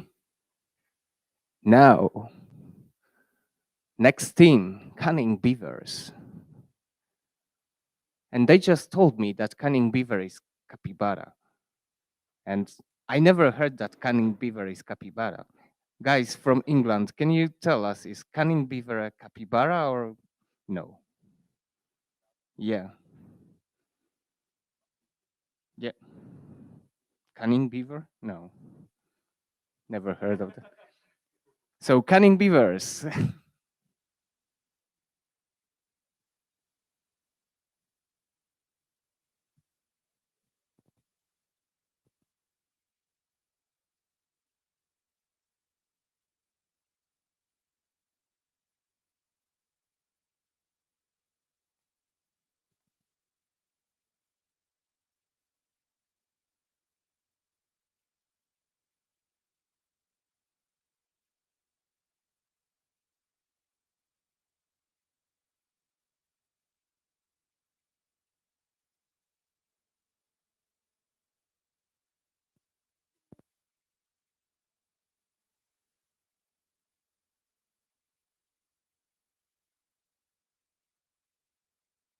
And I know we all wondering how to make the world a better place for us and for animals. We are conscious society and we know we have to start care about our environment. New technologies are a chance to do it right. Technology is progressing all time and have a stable place in our life. Nowadays, teenagers are discovering the world through phone screens. And as a responsible society, we need to think about how to convey good values such as respect for animals, the importance of helping endangered species in a way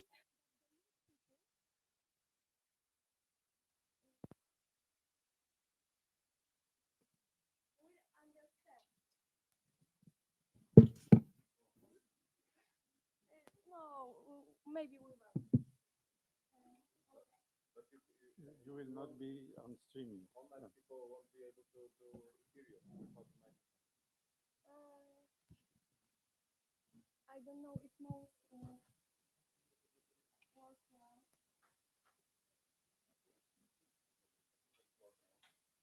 Can you? So today we want to present an app that is real game changer in experiencing the life of real animals. We create a new unique application for the Wood Zoo that entertains, teaches, and helps at the same time. Our application not only has a unique social purpose, but it also have a great business model. 65% of zoo visitors are kids who come here with their parents. Our app is an ideal idea for the whole family to spend time out of the box and encourages financial support for zoo.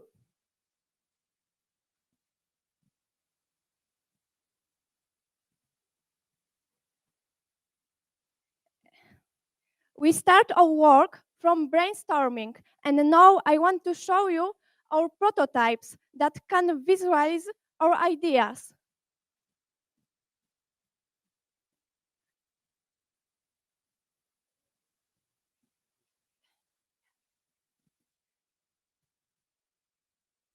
Sorry for small problem.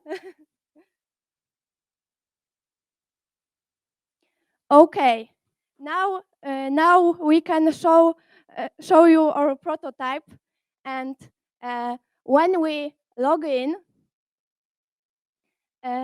we will see the main screen of the game, which involves catching pets. Do you know Pokemon Go? This is a similar scam, but more interesting. When you catch an animal, you move to the screen quiz. And if you answer question right, you get a point and unlock a new animal in your collection. When you have unlocked animal in your collection, you can take a part in additional task based on the zoo map. You can start a new quest by going to the icon of the unlock animal on the map. So look on map. We can just find some quest, but maybe not this. Maybe we can go this. And yeah, and we have a quiz to do, and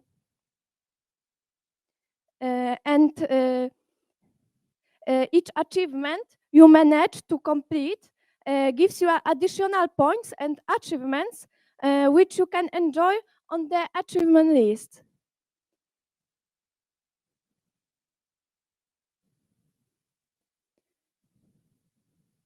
You can also check the ranking and compare who now has the most points.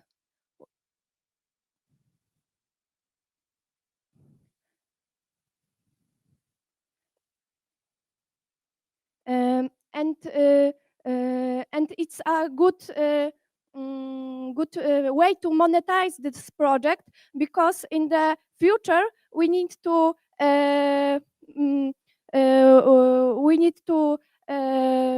change the points for money for zoo. And in animal collection we can get in to have more information about. We can also donate. Yeah, maybe I just log out. Since we have only 5 minutes, I won't show you every aspect of the application, but I'm happy to show the most important operation, and I want to give my micro to best programmer ever. Thank you very much. But we have a working application, and we really want to see on the view to, yeah. Okay. So As you probably see on the screen, we have all done with our application, with backend and everything. Of course, there are no animal, but I think we can elephant here. I don't think this work, but is maybe something like that. Elephant or elephant is enough. Penguin. Oh yeah. We have a question, of course. We can ask. We can answer this question. Add to collection. Read something about this penguin. Oh, maybe should be crocodile, not penguin. But you know, we have unlocked our collection animal like Pokédex and can see everything around a lot of animals. We have all things like Nina show us about maps, photos, and rankings. All application is all done with backend and everything. What we want to do, just automatize a generation of model for IE because this is for now so manual. Thank you for more time.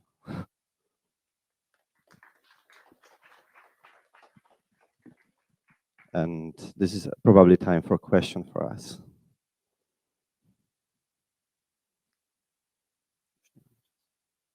If we have this time, we can show on live how we can recognize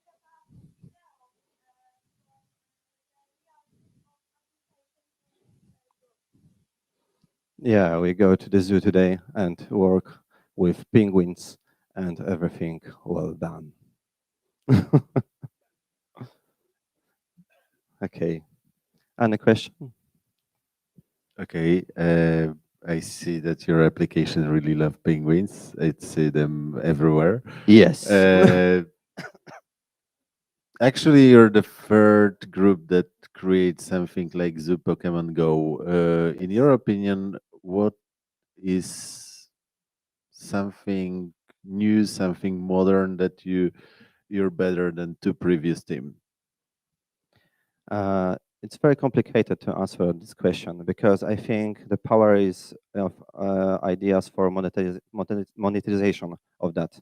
Because game is a game and idea is very similar between teams, but we need to take a lot of time to make proper achievement and proper. Sorry, we need to think about gamification of that, and gamification plus monetization with donation and sponsor logos or something like that. I think is the best way to do that because if sponsor have need to give us a money for show a logo or something like that. They always want to show that this application is here and I sponsor it. And this is the connection between everything around sponsor, about players who want to go to the zoo, who want to play, who want to donate, for example. And I think everything is similar, but this is the part for us to make more ideas to do that, to do better game for now. Yeah.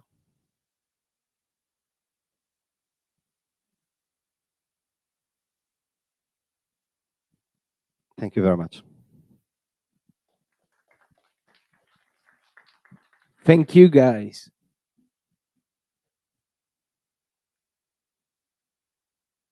And remember, this is a penguin.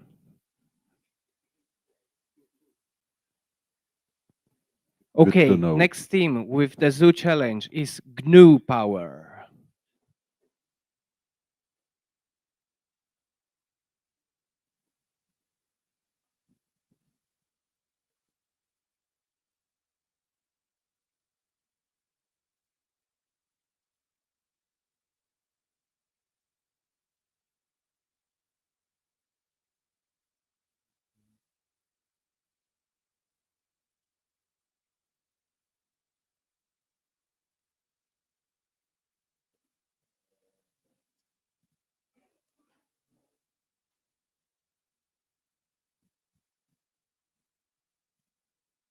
Just one second.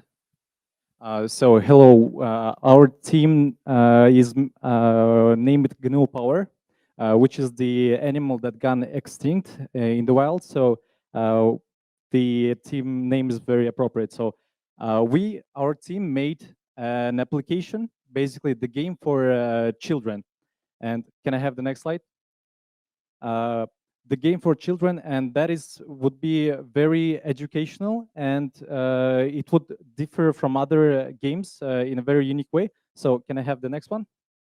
The problem in the zoos is that children, when they come to the zoo, they do not get very educated, even if they're with the tour guide, because it's very loud and it's very crowded.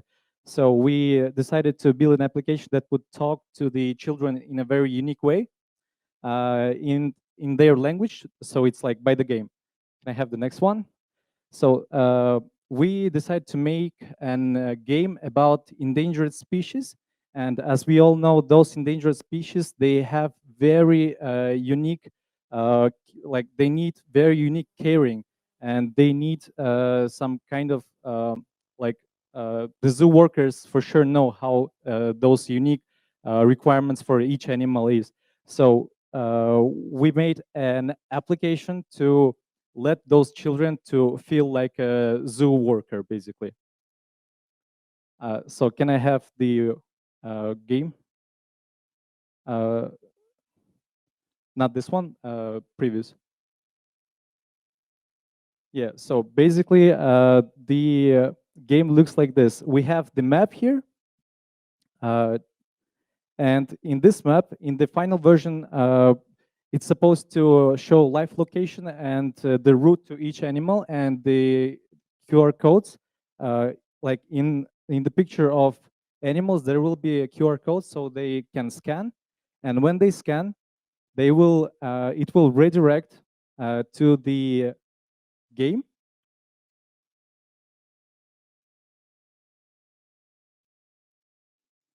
Where they have to do some kind of caring, basically, and there is the game.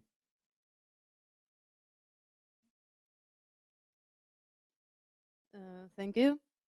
Okay, hello everyone. As my teammate just said, we created this game, and I will now tell you a bit about this. And okay, so at the beginning we have only one animal, and it's like okay, it's like a demo version, yeah. And of course, later when we unlock more animals, like by scanning QR codes, yes, we just collect them, yeah, and then we have more animals to care about. So what is this game about? Like can you please restart this page, because okay, just reload it, please. Okay, okay, so okay, here we have a small nice lion cub, yeah, and okay, he like eats, okay, maybe he has some needs, yes, like basic needs, like food, water, sleep, and okay, also he has mood, yeah, because you know, if you don't like play with it or don't care about it, yeah, it will just like get depressed probably, yeah. And here we have some well, like yes, like we already said, it's for children, yeah, basically. So the interface is very simple and clear.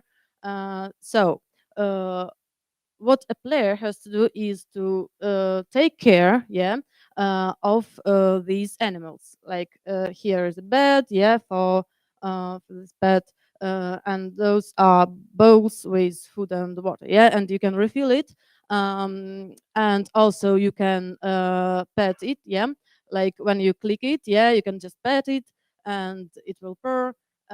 Okay, so when these well, any of these statistics, like you see here, yeah. For example, food is going low, yeah, and we have only one portion there, yeah. Okay, it will eat, but you have to refill it on time. Otherwise, it will just you know, you will see in a moment, because we also have mood going low, and just wait for a second, and it will start meowing like this.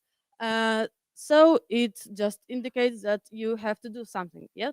If you don't do anything, you know, the game will just finish. But let us wait for a moment. Like here we have sleep, and now we just wait. Yeah, like we're not doing anything. And like just a moment. So well, we have many of these statistics going low. So here we have a message. Yeah, unfortunately, you didn't manage to save your animal, but uh, like a second chance is because it's for children and you don't want them to have their animal die, and you know. So here we have a question. Yeah, like a general question about endangered species. Yeah. So if you answer it right, the game will reload. Yeah. But if we answer it wrong, yeah, like may I ask for wrong answer? Yeah. So what we have here is, yeah, like you answered incorrectly, and an advice to just go and get this animal once again, like to go to the zoo, yeah, and to scan that QR code once again. Okay, so thank you for your attention, yeah, and we're open to your questions.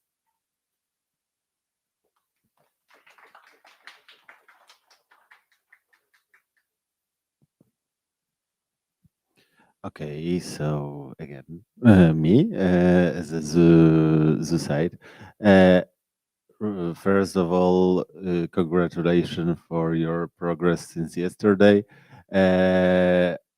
I really love the idea that finally we don't have Pokemon Go, but finally Tamagotchi. So yeah, that was the good choice. My question is, one more thing, I really like the idea of petting the lion.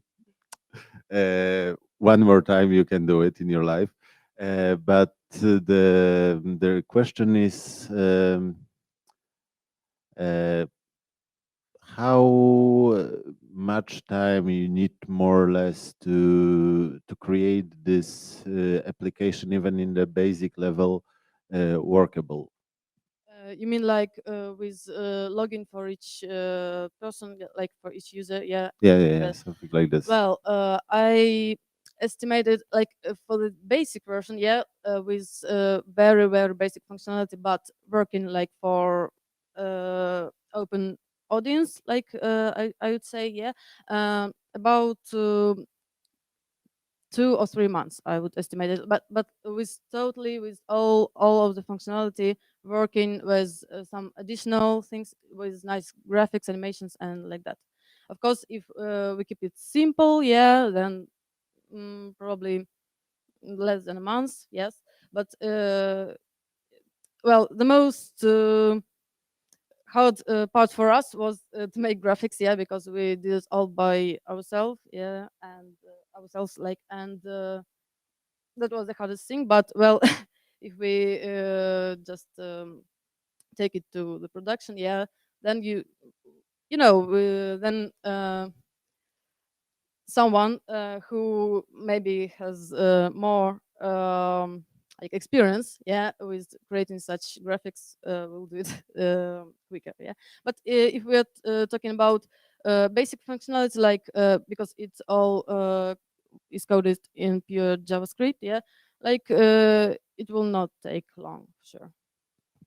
Okay, and one more congratulations because you're the first one who thought about our incomes. So if you answer the question wrong, you need to come back to this, so our bosses will love it. Yeah, like that.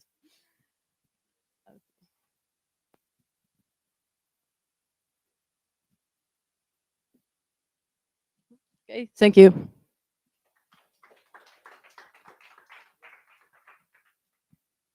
Thank you, guys. I remember some years ago I had Tamagotchi as well. I killed it. I just not fed it.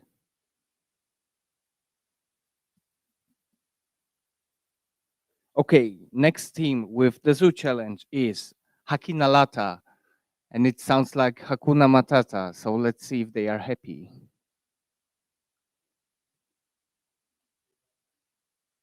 What that means? Hakinalata. Cool. Okay.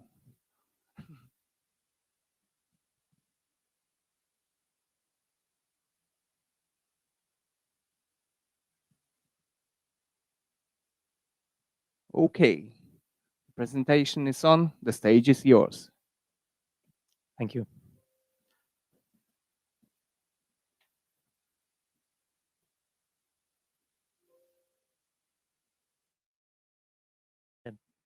Hello, everybody. We are Hakinalata, and for this Collabothon, we prepared a mobile app, an app that you can download. So if you have an Android device, you can scan this QR code. Our app is based on GPS, so don't expect to play the app here. You will have to actually leave the building and walk around the zoo to actually experience it fully. The QR code will be visible throughout the presentation, so don't worry, you can scan it anytime. Now, let's talk about the zoo. The mission of the zoo is to conserve wildlife. This is why the guests are educated about animals. Do you know how many people come to the zoo each day? For this zoo, it's about 5,000.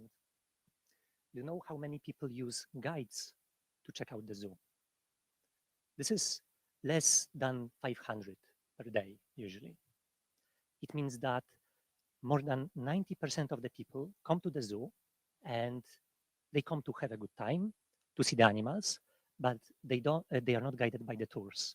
And I implore you to ask yourselves, how much would you learn if you came to the zoo alone versus with a guide? Right? The difference is colossal. The guides are essential to taking something away from the zoo. However, we cannot provide enough guides to everybody. Like, it wouldn't be sustainable. Cloning is not advanced enough yet. So we need to find a different solution. Here comes Zoo Companion. This is our app. This is the zoo guide for the remaining 90% of people. Our app lets visitors walk around the zoo and learn about the animals. Whenever you come to an animal, you can learn.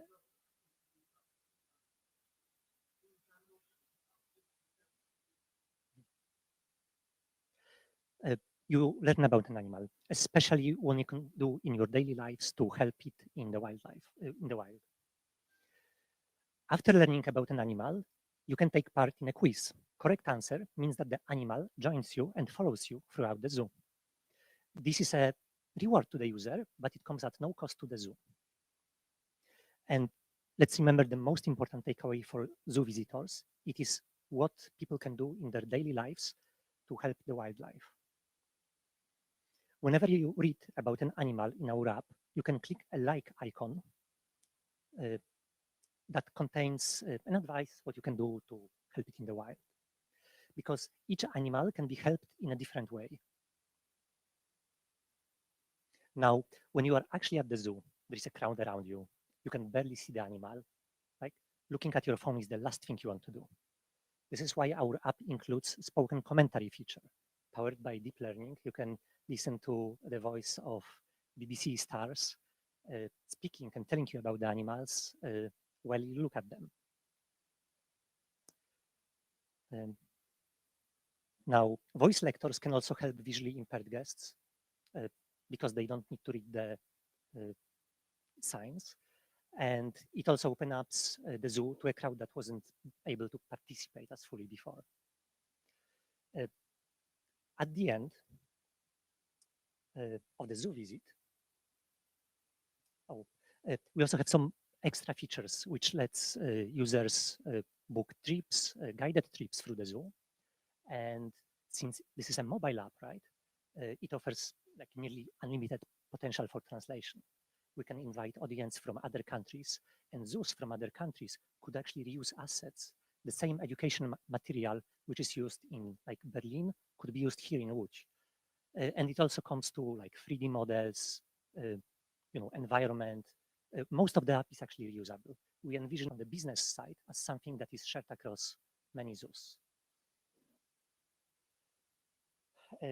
Now, at the end of the zoo visit, 90% of people who come without a guide, they came just to see the animal.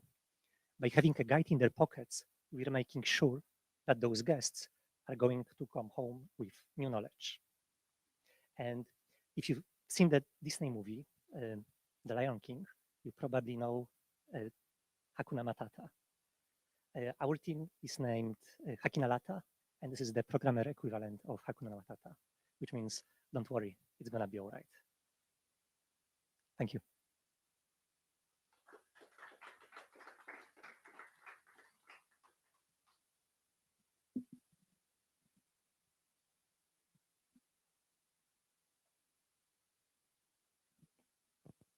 We can also play some videos because the presentation was super fast.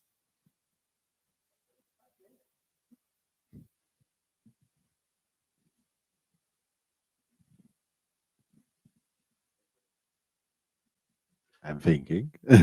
Just 1 second.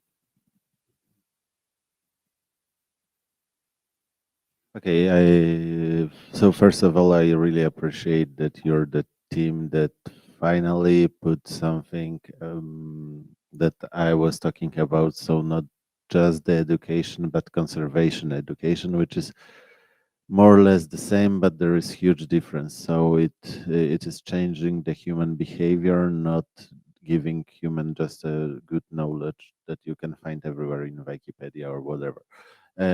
So my question is, you mentioned you can make it unified together with other zoos. In your opinion, you could do it because here you give the example with QR codes, but could you modernize this application, something like you just make the virtual tour, something like this? So you don't have to go, for example, to zoo in Tokyo to visit their zoo if they will also participate in this app. We didn't envision it. However, the main cost of creating such an app is creating high quality assets, be it educational content, 3D models. I think there is a lot of potential for like collaboration between institutions in creating those assets. Naturally, during a 3-day hackathon, we tried our best. We tried to create a nice 3D model of our Łódź Zoo and animals that live here. However, as you can imagine, a proper app would have like a nice 3D models of all the animals living here. And I think they could be reused for those virtual visits to other zoos. And yeah, there is more of us. There is like 5 of us in the team. So voice to Cristiano. Thank you. And if you have the possibility to gather a common data source which could be used, then the maps of the different zoos could be linked to those knowledge bases in order to have a virtual walk around in the zoos, which could also maybe be later on built out to see how many visits does this animal get in this world or this world, or in this zoo or this zoo, and maybe have a common have a common basis that you could build on. Like, for example, every alligator could then access the same information if you're looking at the zoo in Tokyo or the zoo in Berlin or the zoo in Łódź.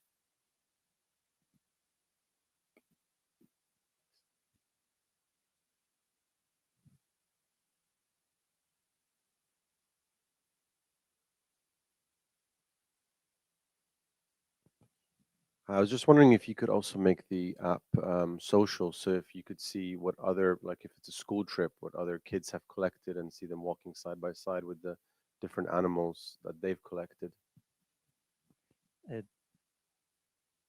As a app developer, social aspect comes with a lot of restraints. Of course, it can be added. Naturally, connecting people, you need to know that those people actually know each other. There is going to be no inappropriate content, trolling, and so on. It could be explored, especially for school trips. I imagine like a teacher could actually like let like track their kids in the zoo or something like that. Yeah.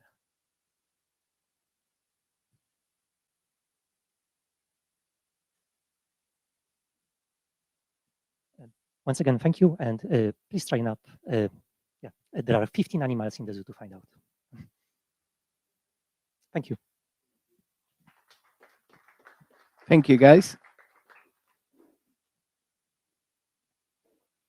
Okay, the next team we have, this is a CICD team, so completely insane city druids. Do we have them on site? Yes, we have them.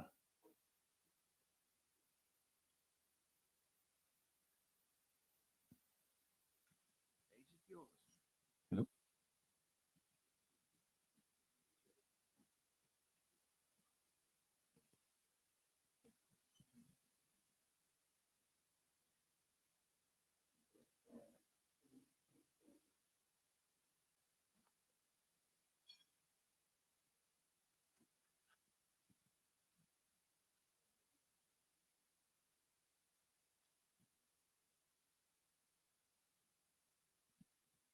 So hello, everybody.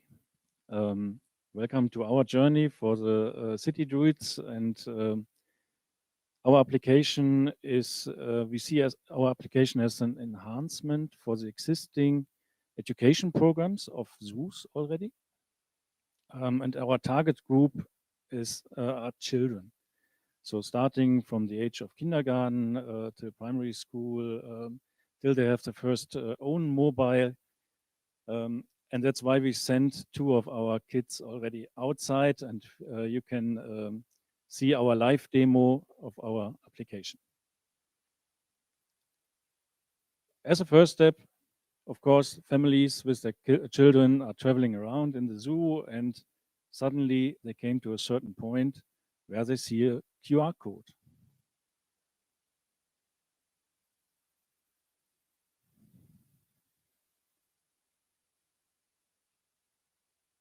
So they scanned the QR code, and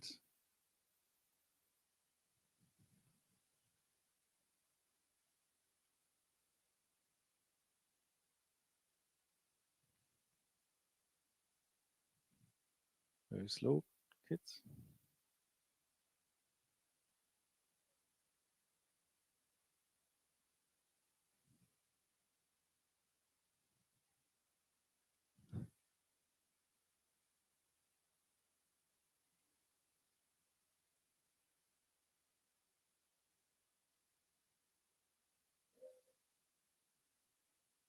So it's like children, they are doing whatever they want to do, and they touched already some other points.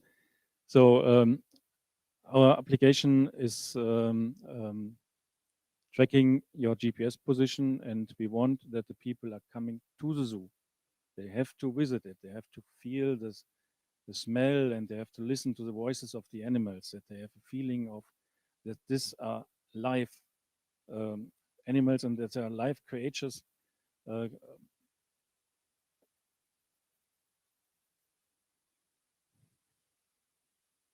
So normally at the beginning, they see a QR code. They will open the application by launching the link.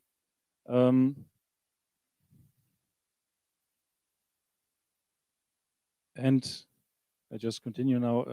After they touched the first QR code, they started the application. They will receive some questions about the animal that they are very close to. So we are tracking it up to 10 meters distance to the animal. There are certain questions getting asked, and we take care that the questions can be answered by reading the information that are already given by the zoo itself. So we want that the children with their parents together are reading all the informations that are given to answer the questions, because we know from experience that if you read something, you will remember it later on. So we have a much more deeper learning by doing it like this. If you answered all the questions correctly, then you will receive a page like this with even more information that you can read, and this informations are also available then offline. After you left the zoo, you can still read about this animal, and you can find more information about the species and why maybe this species is on risk. And you have a very special functionality, the augmented reality function, because the children want to take the pet home, but they're not allowed to. So you give them a kind of replacement. They can take this model home, and they can do some very nice screenshots. So wherever they want to place this model at their own home, they can do a screenshot, and they can send this screenshot around to all their families, friends, and the kids are returning. And like this, we see that, or we want to achieve that more and more people come to visit the zoo. This is very important for us, that the numbers of visitors for the zoo are slightly rising, to have a more budget maybe available for the zoo itself, but it should rise slightly, because also the zoo has to take care on the protection of the animals, because as more visitors you have, as more noise you will produce, as more flashlights will exist, and also you have to protect the animals before this. Yeah, very nice. This is nice. So we should remove the age limitation for this app. So it's for all kind of children.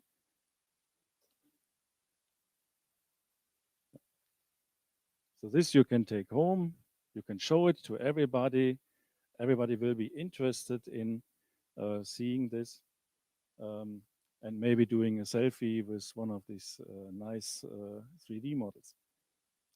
So, as next, I don't know, was it clear what we are doing there?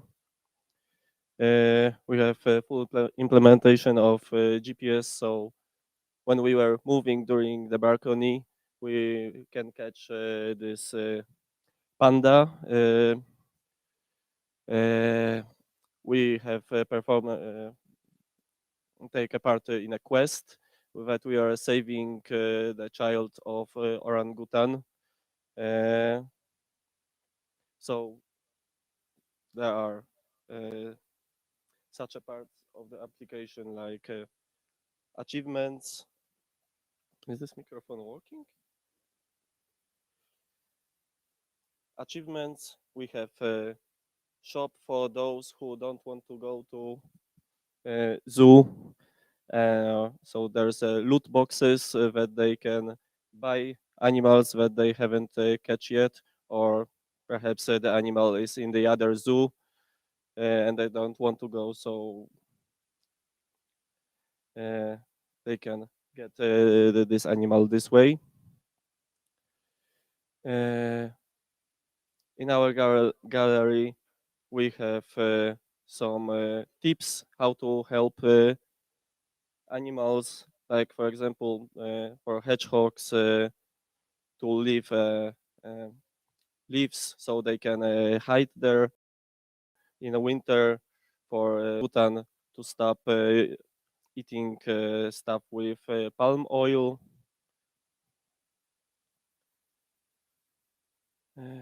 Yeah, I think it's time for questions.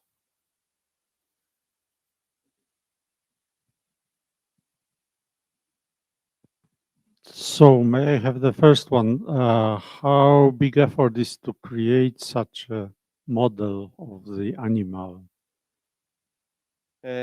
Our friend was doing it in Blender. Each animal takes a few hours, and so there's a basic animation of them. We have very talented graphic. Okay. Yeah.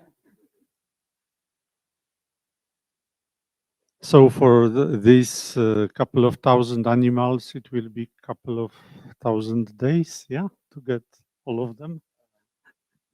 Well, we don't want to give all animals at one Okay. time, because this application, like every product, it have a time when everyone wants it, but then the people, number of people interested in the application goes down, and then we add another animal. So it's not like we give all animals from the start.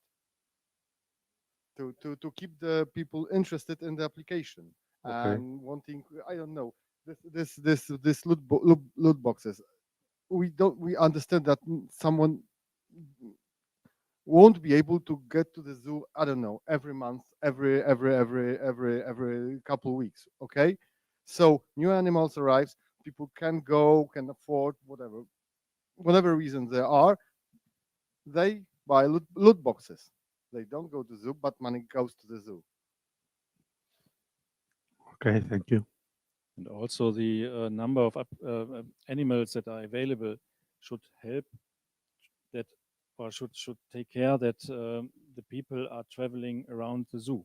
So we should place the animals that are first available on some very far away points, that we take care that the people will see everything and we can guide them on their way through the zoo.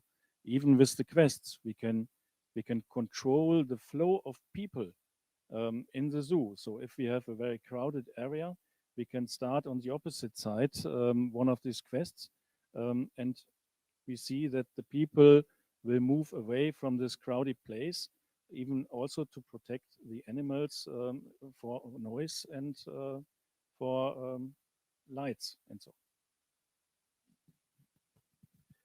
You said the app is targeted for children, but you're including loot boxes in it. Loot boxes are kind of considered in gaming a type of gambling almost. We have some kind of parental locks or any kind of ways of making sure that kids don't access that. Exactly. So in these loot boxes, there are randomly selected pictures of animals. And of course, the mobile phones of the children, if they have already one, is hopefully not enabled with the pay functionality. So they cannot buy these loot boxes itself. So there also always has to be an adult very guiding them.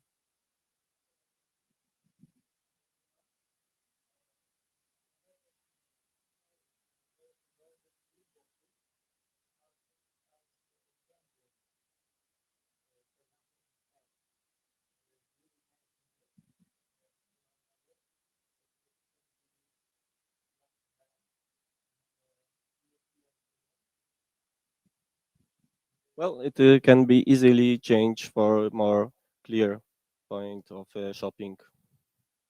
So I don't see any problem here. If loot boxes will be banned, then we can change it to anything else. Thanks for your question.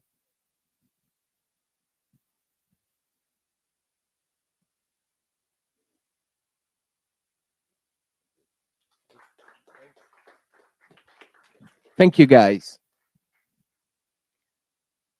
So now we have 2 lost sheep. They forgot to put themselves into Discord, but we'll give them the chance to present themselves and they will participate in Google Challenge. This is the super team. Yes, exactly.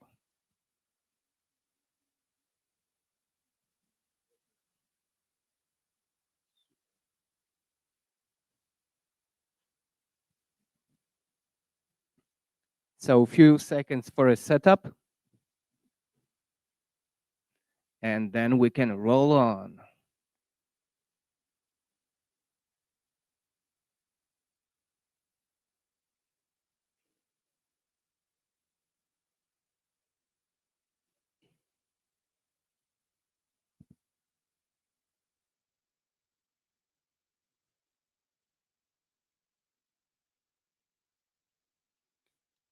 The presentation is on already. Who will be the speaker?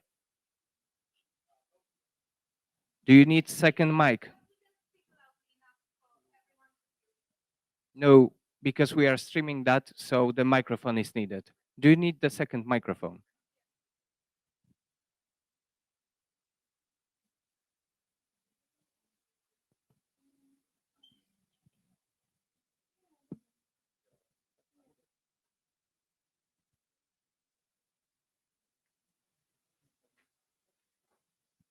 We're the last team, so like just 5 more minutes and it should be done.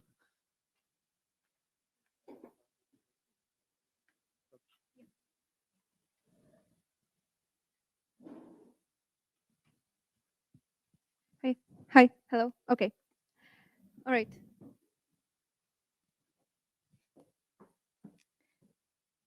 So this number of people that came from Ukraine to Poland since the beginning of the war may not surprise us.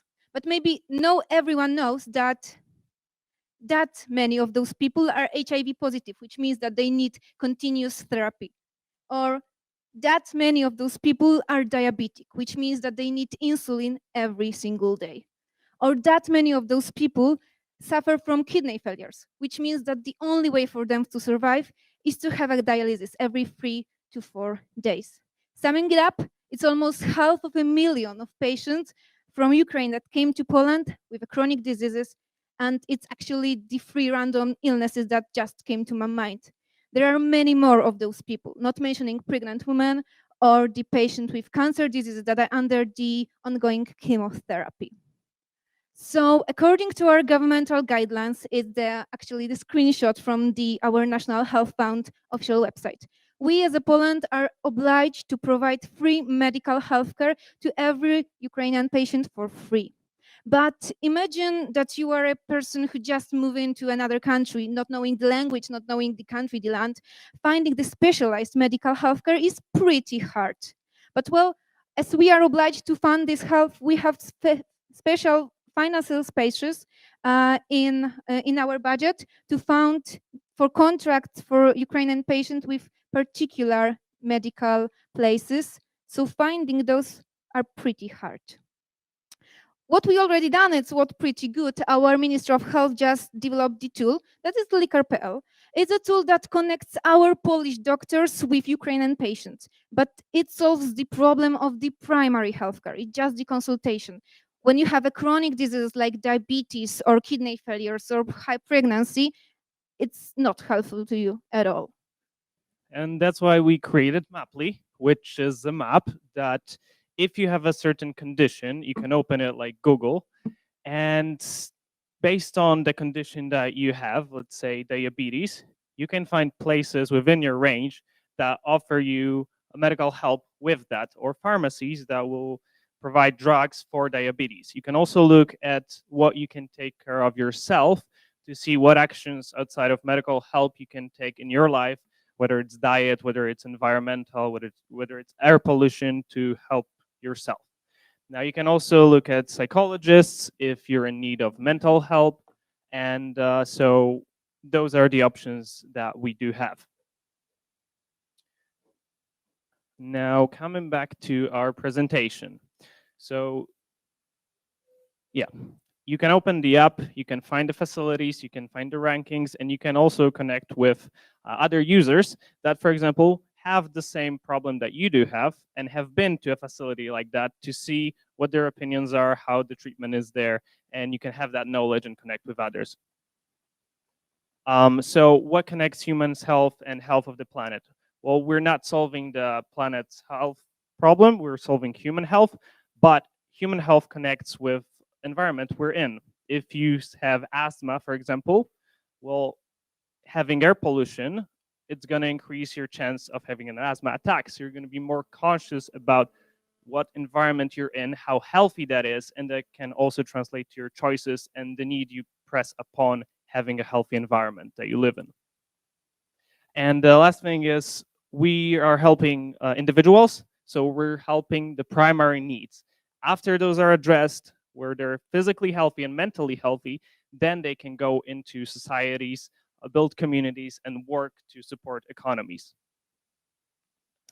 But our tool solves problem not only of the individuals. We also want to help the higher entities like local governmental, local council that are responsible to organize this help. We, by our app, let to people, patients directly connect to those places without the help of the local council. We also help pharmacies to solve the Polish equivalents of the Ukrainian medicine, and also private healthcare providers to attract their customers as they provide services directly for Ukrainian patients. And finally, we help the Ministry of Health to avoid the consequences. Let's say the patient has a kidney failures and he or she does not get this dialysis within 3 days, which means that actually in a week or two, the patient lands in the hospital, which is more expensive and more dangerous. This graph, we just use it to show you that people from Ukraine are eager and prone to download various apps. It's just a graph that, on the example of Signal, it shows how much the rate of the downloading grow after the beginning of the war. People are really eager to download apps, so we assume that they will be also prone to download our app. And when it comes to funding on the project, in our budget, there is a special space at the 8th Fund. It basically supports different various solutions in Poland that helps Ukrainian people that came from here. And medical healthcare and psychological healthcare is highlighted here. When it comes to general cost of the project, it's generally the minimum of the 100,000 of zlotys, basically with the development of the app and the maintenance from around a year. Okay, so today we want to solve the problem with access to medical healthcare and psychological healthcare, as we perceive this as fundamental and really most important. Later, tomorrow and in 2 days, we can develop the app to cover more everyday needs, like finding groceries, finding kindergarten and school for Ukrainian children, finding job markets for Ukrainian people. It's everything is based on your localization and the map. Now, the limiting factor again is that if we have people that come here are stressed, they're in need of the basic needs, and we can help them care for those, then they can move on to economy, then they can move on to societies and then support them. And that creates even more value, not only to individuals, but the society as a whole. And why us?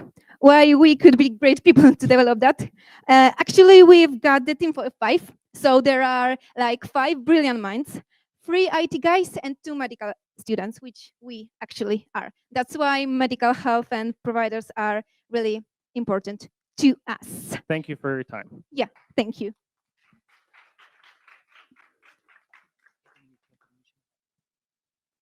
Now time for questions. We've got Anyone? our IT guy here. Just the question, because the idea is, I think, very important, but how much of this idea is already coded? Actually, the problem we started with, it just the data is available, but it's really chaotic and it's really spread all over the internet, and it's actually not really covered yet for people with chronic diseases or like in special medical cases. We didn't find any solution like that before. I am asking about what you have already prepared. We? I mean, the developers. Okay. So we prepared the prototype, which we showed. This is a clickable prototype, which basically shows map your localization. And if you choose diabetes or psychological help, it shows places that provide help directly for Ukrainian people within 5-kilometer radius. And this also info point,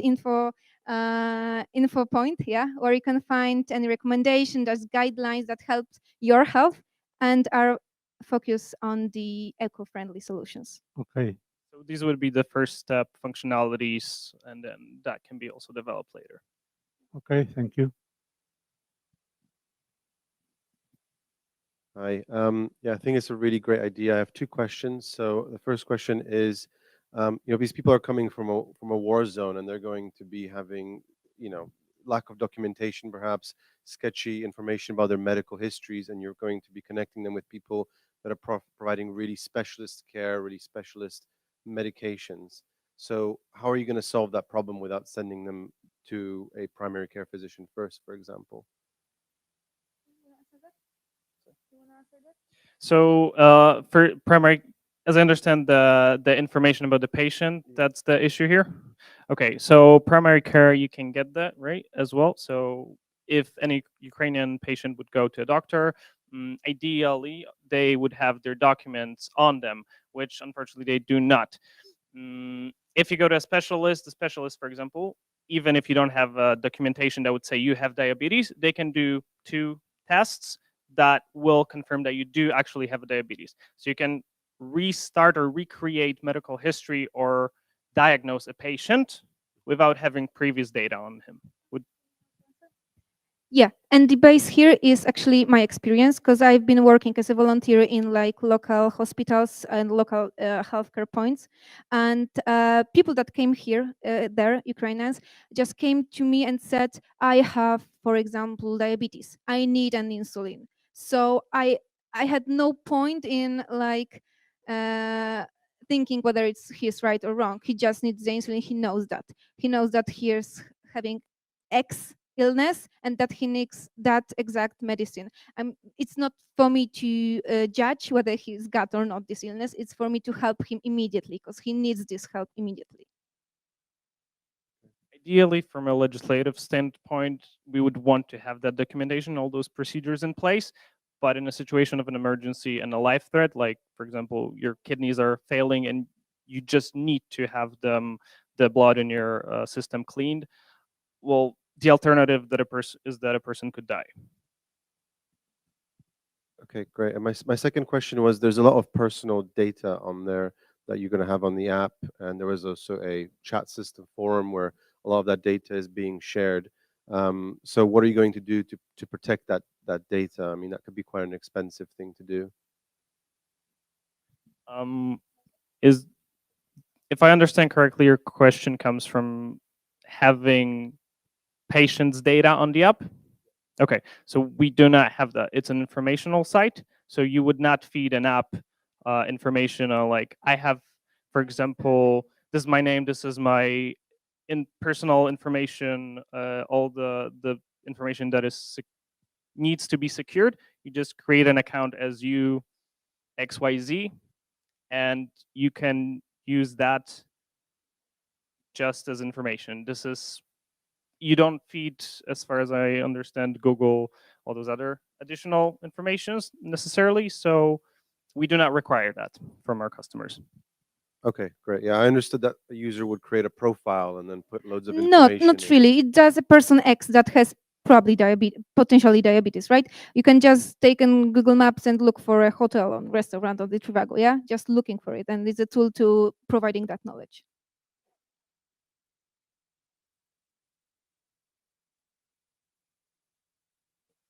Hi there. Sorry, again, I am not in the jury, but I have one question. You two are medical students. Yep. So you know that some people are drug addicts, and how would you avoid? Because you said that you will give insulin, that's okay, but what if there will be someone who will need a really strong drug? Would you do the same? But we show them the way to the place, medical place that is closest to them. Like for example, to the pharmacy, right? Or we show them the way to the doctor, to the places which gives them dialysis. But it's a medical place with specialists on site. We are just giving them knowledge, not judging what their condition is, whether they are sick or not. So we're not, as I understand, we're not administering drugs to patients. To clear that out, we're not doing that. There's nothing like that happening whatsoever. We're simply connecting them to facilities, and then you have professionals who do that if they feel and from their experience assess the patient that this patient indeed actually needs, and for example, an opioid drug. Yeah, when there is an immediate help, med help needed, we just gives them the tool to find it as quickly as possible, as close to them as possible.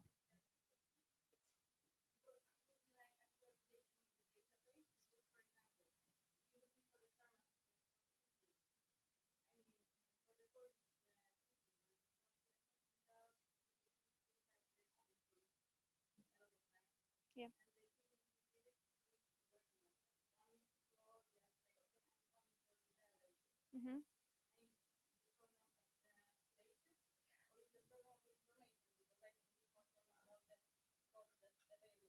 Okay. Yeah, so we did a research and we found that the places, medical places that have contract with our national health fund, they have the contracts to provide places for Ukrainian patients. So they have a space for that. Yes, special places like sports spaces for Ukrainian patients. And we want to guide Ukrainian patients to places which have places for Ukrainian people, right?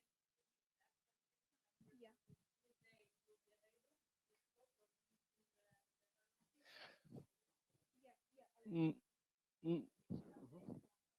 Well, it's problematic if we wanted to update it every day, let's say every 2 hours, right? Because you would need additional infrastructure and that gets exponential there. We would provide places that you can contact directly.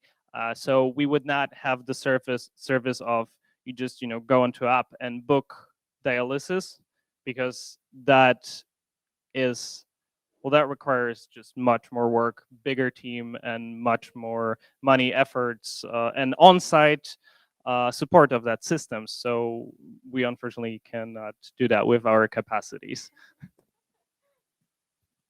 But yeah, but that's why you have this forum, this rating forum, then possibly ability to chat with others who already went there. Yeah, you can exchange experiences, and also we have the phone number or contact data. You can directly contact the place. Yeah, that's in our view, it's like maximum of what we can do at today. Any more questions? The app will be also available in Ukrainian language. Thank you very much. And that was the last presentation. Hooray, we're done. Thank you. Okay, guys, so this is it. That was the last presentation. So now the Sabbath of bloody IT guys will gather and they will decide your fate. So this is it. And one all information. So you can pack up your things if you want. Then you can go downstairs and our friends from Commerzbank, they will just keep your things there. You will get a ticket with a number, so your belongings will be safe. You can go down. It will be easier for us as well to clean up here, but we won't force you to go down. Yeah, and at 7 we meet here for the final announcements. That's it. Operator, put us on break, please.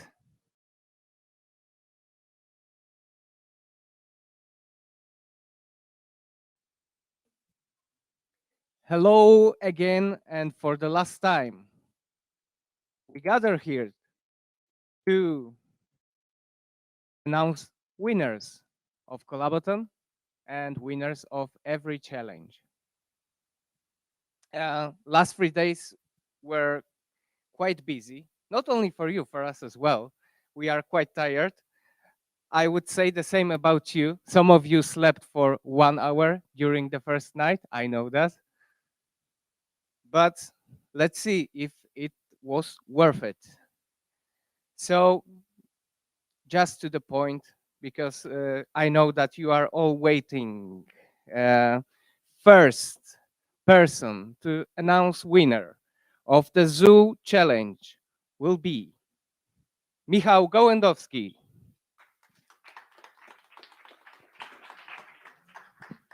Okay, so it's an honor to set who is the winner, and sometimes the simple solution are the best solution. So it's an honor to set that the winner of the Zoo Challenge is GNU Power. Congratulations.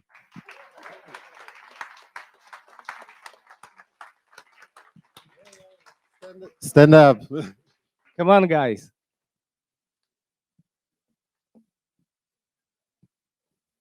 You want to say something? Thank you to your parents and family. I can share the second mic here as well. I guess we are very grateful, and it was super unexpected as for me, and I guess for all of our team. And I don't really know what even to say. Just thank you. Yeah, it was like really hard for us, and we literally, yeah, like just like you said, like we slept for 2 hours, yeah, last night, and I don't know, really, just we're so happy with this, with all of this, what is happening now. Really, thank you all for this opportunity for us. I mean, yeah.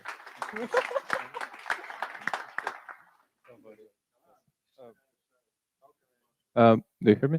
I mean, yeah, it's surprise for us, I think, because we wasn't expecting to get something because it's our first hackathon and it's kind of we don't have so many knowledge and we are just students and yeah, I mean we're super happy and grateful for everyone.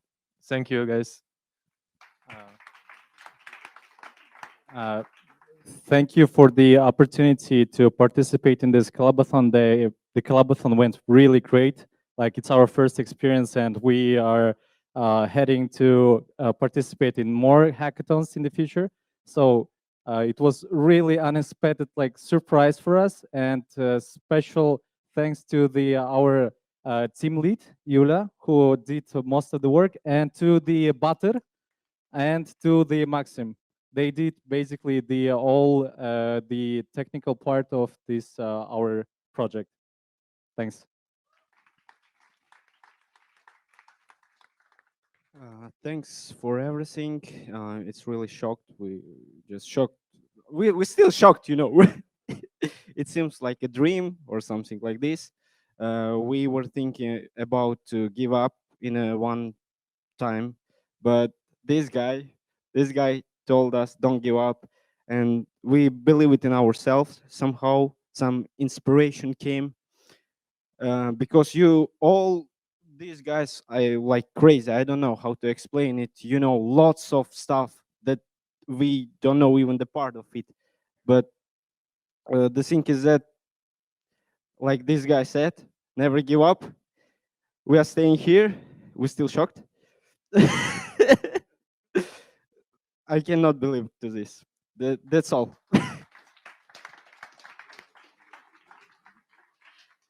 And I also want to thank all the staff who are working here. And I also very great for all the juries, for all the people who are working in the zoo, for all those who are interested in cool solutions, who really, I want to say thank you one more time for all the people who care about great solutions, about a bright future, and making our lives better. And also thank you for the beautiful like canteen. I mean, like snacks were really, really we're full. Like guys, thank you. Let's care about animals and let's save the planet.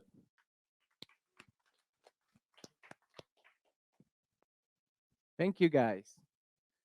Hope that's, well, you know, for the next time you will have more courage and believe in yourself. Okay. Next challenge is Google challenge. And this winner will present Krzysztof from Google. Okay, guys. So thank you for all participants in Google's challenge. I really appreciate your hard work over the last 3 days. And during the debate, it wasn't easy. And we, together with my friends from jury, we decided that something which is working is, it has real impact, right? And it was the most important factor during our decision. Second thing, we really liked personal touch. So solution which one had this that it match people with real people and creates the interaction. So the winner in Google's challenge in Collabothon 2022 is the team of Jason Derulo. Operator, do we have them online?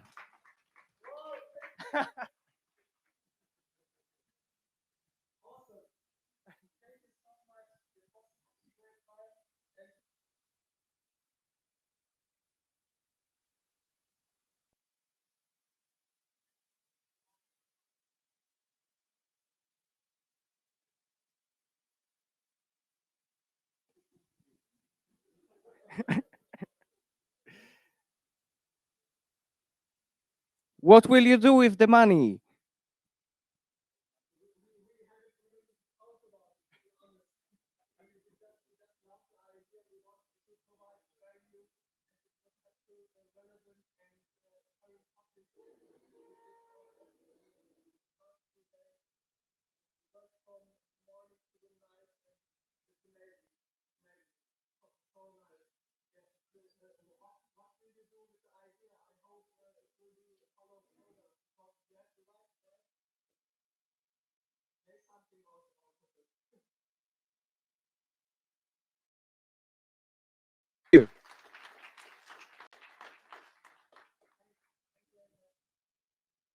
Okay, next on the list is winners of O'Reilly Challenge.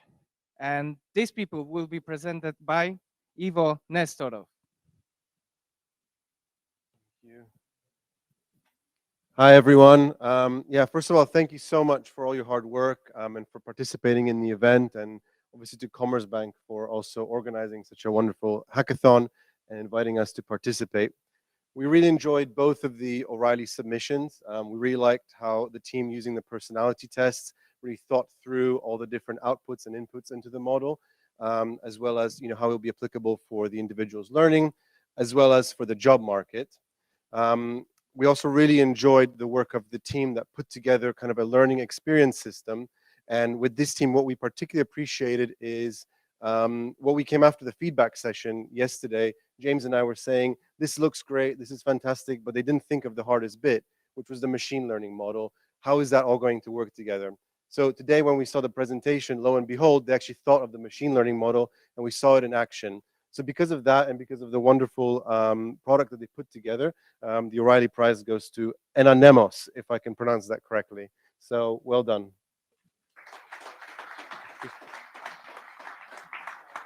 Operator, get them online.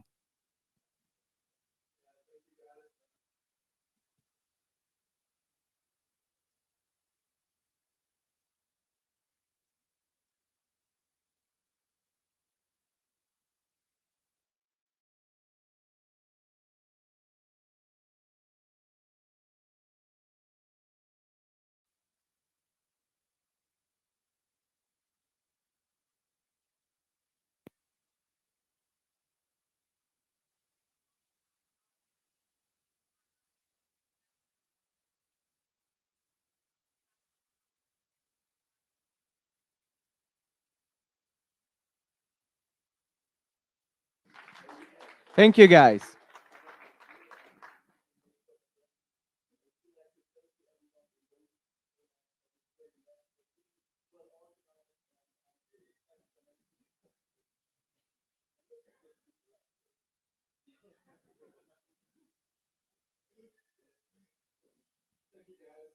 Thank you.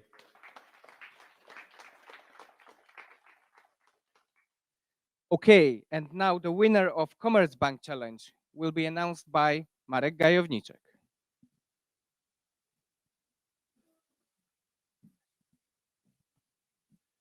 Hi, hello. So first of all, I would like to thank you all the participants for their contribution and the results they have presented. Our challenge was about sustainability and how to say traveling through the city. So we decided that the prize will go to the ones who support biking to the office with a bit of business behind. So getting the information, first of all, about lowering the CO2 footprint, as well as getting to the other sustainable transport like buses. So the winner of Commerzbank Challenge is the super great team.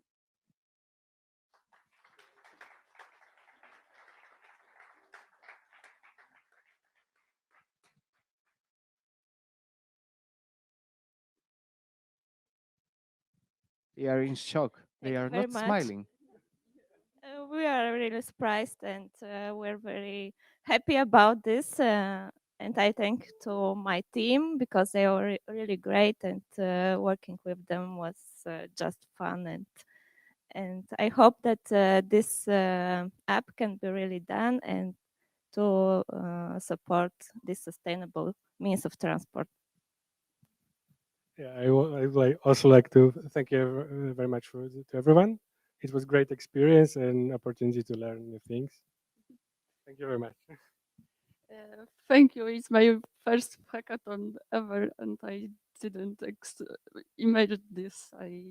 So it's cool. Thank you very much. Thank you. We would also like to thank our fifth team member, Tatagat. He's currently on an airport waiting for a flight to Frankfurt. I know he's watching us, so yeah, hi. Yeah, well, we really didn't expect it, and yeah, exactly.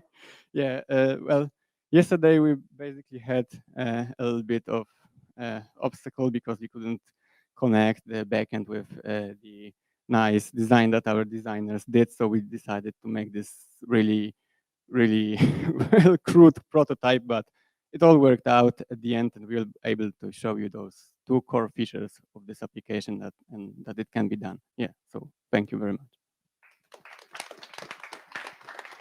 Thank you, guys. And now, the last one, the most important one.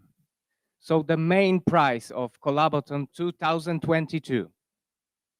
Who was the boldest? Who was the smartest? Who was the fastest? I don't know with them, but they won anyway. So the main prize will be presented by Michael Varona from Commerzbank. Welcome, Michael. Yeah, welcome again. Hello, everybody. Yeah, I have the honor to present now the main prize. But before I do that, I would like to thank you to all the 29 teams that took part here at this event at the Collabothon 2022. In total, we had over 200 participants, and I hope you had 48 really great hours of sharing ideas, good participation, collaboration, effective programming, and I think that's the most important one, a lot of fun. Yeah, because you heard in our internal speech, it's about fun, it's about fame, and it's about money. And therefore, I'm coming now to the main prize. A special congratulations for the following team for the main prize, and it's going to Parrot. I think in this team you prepared, yeah, congratulations from my side. You prepared a mobile application based on AI to recognize whether animals are on the pen or not, and so if they are visible really for the zoo visitors. And therefore, congratulations again for this really great prize. Thank you, Michael. I will give voice to the guys now. Well, thank you. We wouldn't have expected that. So I think I can speak for me. I'm absolutely speechless. I can only say that the last 3 days were so much fun. So for me, it was the first hackathon, and wow, it's a great honor to stand here right now. Thank you really much. Oh, well, let me explain myself. Today I am very shocked, like the people from Kazakhstan, from Kyrgyzstan. I am just probably a guy who just started to participate in such events.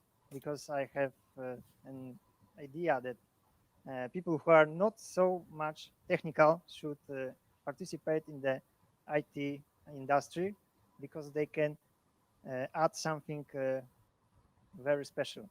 They can provide business analytics, they can provide some new ideas, and I think that it is the way to improve our environmental activities, and this is my path that I am here today.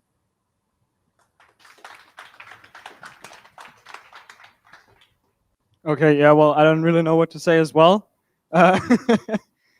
First of all, thank you very much. Thank you to my team. It was a heck of a lot of fun just throwing ideas back and forth. No, that's shit. Let's not do that. What about we do it like this? Yeah, I've learned a lot. It was a lot of fun. So thank you for organizing it. Thank you to my team for having such a great work experience. Just thank you. Also, I would like to thank the organizers for the wonderful days that we spent together, and my team for participating, contributing to the success, our success. Thank you so much.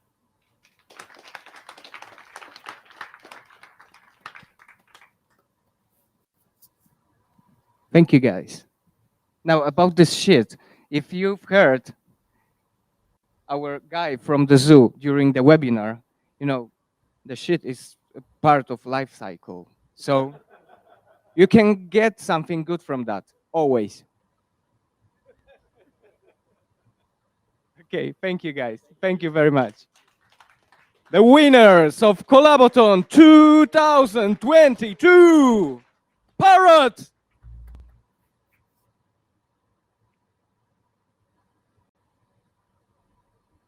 Okay, guys, that will be the end. That will be the end. I will not say, do not weep, as not all of the tears are evil. Now, it's the end of our fellowship. I will miss you for sure. Hope that you will miss me as well. The guy with not funny puns, but well, what can I do? So thank you from my side. And now I give voice to Isabella, so the main organizer of this event. Yeah. Hello, guys. Oh, you hear me? Okay. I will take a while because I really want to thank you. Thank you to all participants and also to my team because without them, this event wouldn't have sense. So I would like to thank you around 20 people. It was really hard work, many challenges, and I hope that a lot of fun together. Yeah. But there are not everybody here because they already, for example, started vacation. Lucky them. So, yeah. But I'm waiting for mine, so that's okay. Okay, so I want to my girls and boys come to me. Yeah, Janeta, Karolina, Daria, Dominika, Krzysztof, Michał, come here. Yeah. Konrad. Operator. So I'm trying to to see if yeah. Yeah. So please clap for them because without them this event wouldn't be so cool. Okay. Yeah. And now let's go celebrate. Remember that you can buy beer with your vouchers.